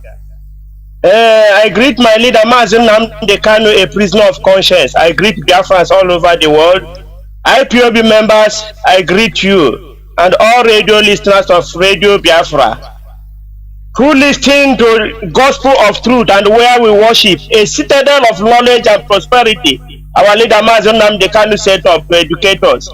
Professor Jonathan, you know, I'm sure definitely that our M branch must make investigation about these churches, because my mind is telling me that these people, they are in it together and there must be agreement. Because the reason why I'm saying that they signed agreement with the government, everything, they are doing it together. And unless Biafra come, all this, we are just talking to educate ourselves. They are not going to talk, all these religious leaders, all these big pastors, big daddy, they are not going to talk from now till end of the world, because they are in it together. Any of them, all these big daddy who make mad, you will see the government will come heavily on them to pay tax. That tax they are not paying. That is what is holding them, that they don't talk the truth. I suspect they tell them, no, as it is like this, don't just talk about us, the government. Don't talk about us. You can make all the money, you can extort money from people, you can rob, you can do anything. They don't talk, and that is why you can see they don't talk anything truth. They don't talk because they are afraid that if they make part of him, they will start paying tax, and that is very bad. That means they don't love us, and that is why we are in a big problem. The religious leaders don't talk about us. The politicians don't want to hear about us. They don't want to say the truth. All of them gang against us. Can you imagine? You talk today about why are they not rising up? Why are they not talking? Why Pope is talking about Rohingya, Ukraine. How can Pope talk when they ask Cardinal Renzi, why is it that the Pope is not talking about the predicament of the Christians in Nigeria? He said, do you know what he replied? He said, Pope don't mingle in local politics. He don't mingle himself in politics. That means, can you see how wicked? Instead of leaving the Pope to come in and talk, he's defending Pope, lying against Pope. And that is what they do. In everything that in Nigeria, anything that enter Nigeria is corrupt. It is very, very corrupt. That there is nothing you can say that is a good thing in Nigeria. That is why we see all these black market professors. They don't know what is. When it comes to the truth, they diverge the truth. They became that is selfish, and that is very, very wicked, because a professor knows that before you say that you're going to make a statement, a professor and a lawyer, you see how they do. How can a lawyer make a political statement? You don't need to make political statement. You are a lawyer. You stand on the truth. You cannot go and make political statement. Political statement is not for you. It's just like a doctor. Any good doctor who tell you came to that doctor, he said, no, you must go and pray. Real doctors don't believe in, they don't really depend on God. They believe in their medicine that they manufacture. They believe in the science. Real scientists don't believe in God, because they even if they believe, they don't pin their hope.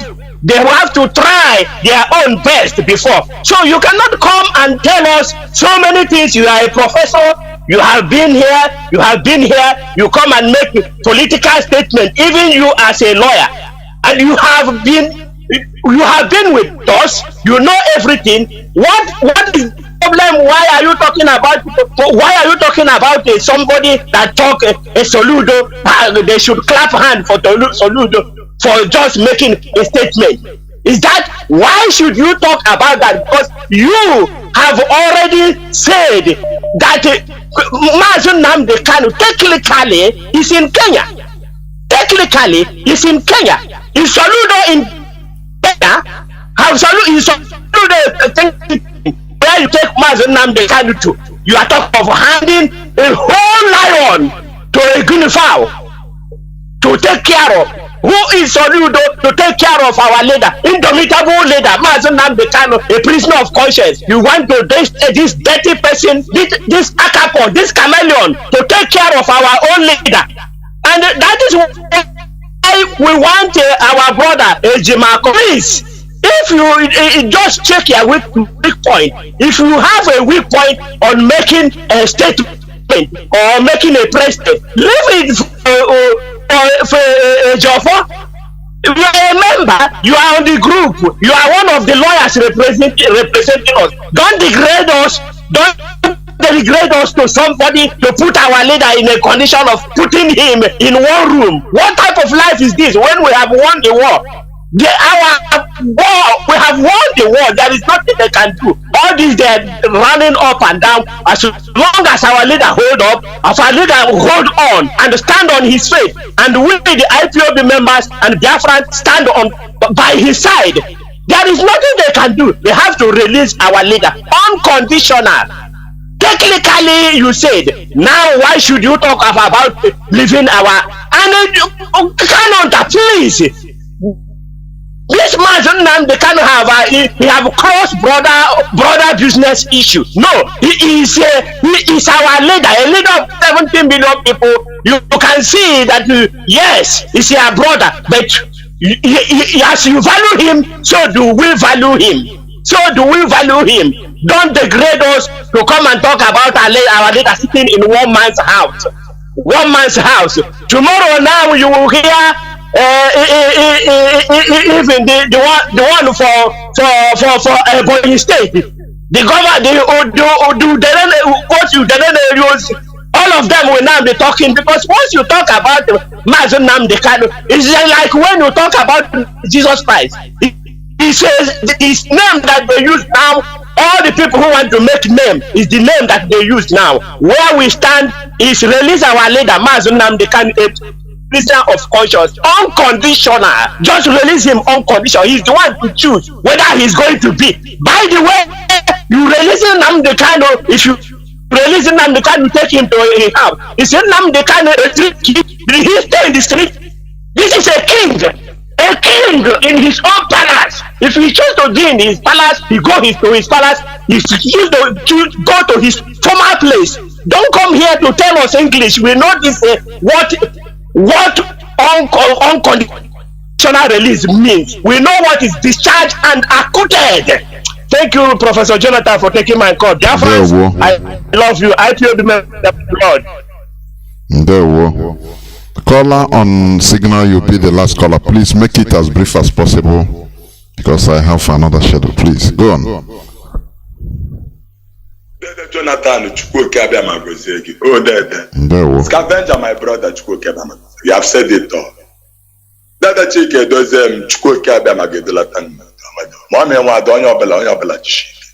discharged and acquitted before the whole world, our leader.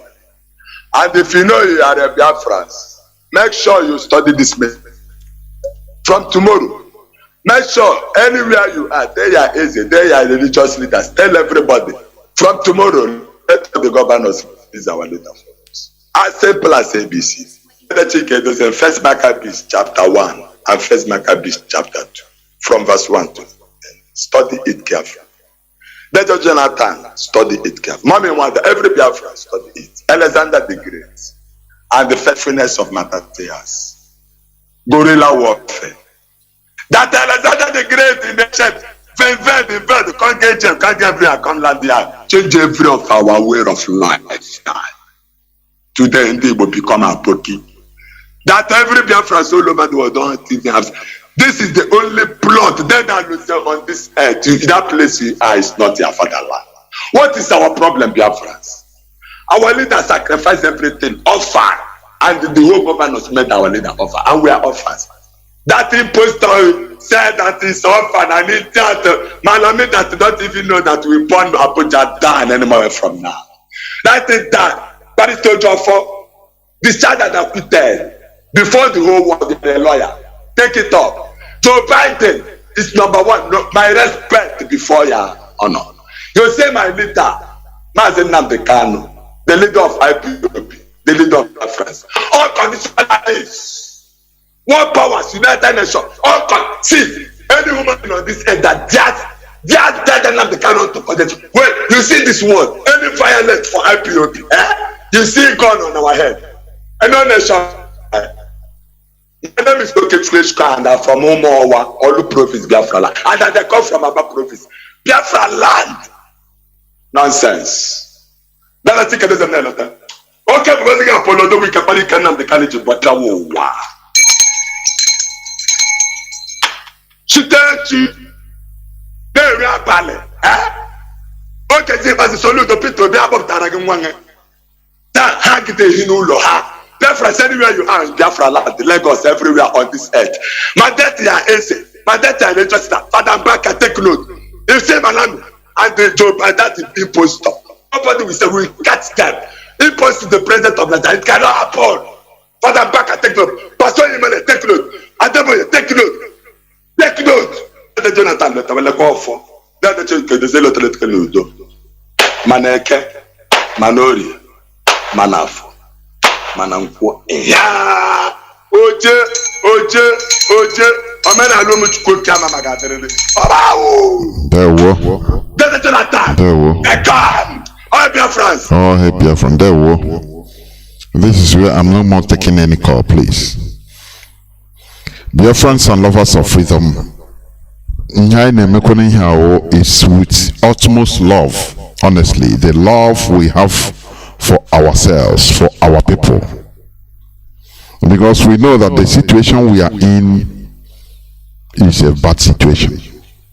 What the so-called elders put us into is a very, very bad situation. If we continue counting on the so-called elders or political leaders in our land, we will have no future generations. I'm telling you, our land will be another thing altogether in the future. That is why we are doing what we are doing. No matter that some people they come into IPOB for one thing or another, apart from the genuine restoration of Biafra. And why Mazi Nnamdi Kanu instituted this radio is for us to be educated, for learning.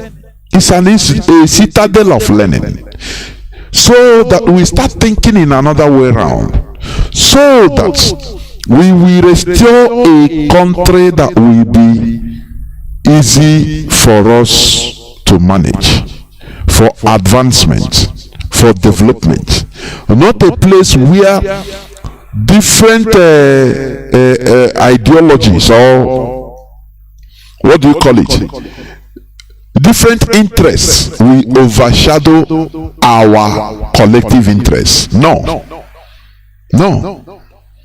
They use religion to institute a different interest other than our collective interest. Because you cannot tell me that you are fighting for our collective interest, whereby you say you don't even want our culture. That our culture is you cannot go back to our culture. Sometimes when I reason it, I say, God, this is what? Is that how they have damaged our brain? It's so sad. Thank you for listening, dear friends. And from me, Mazi Jonathan, from here, it is simply good evening.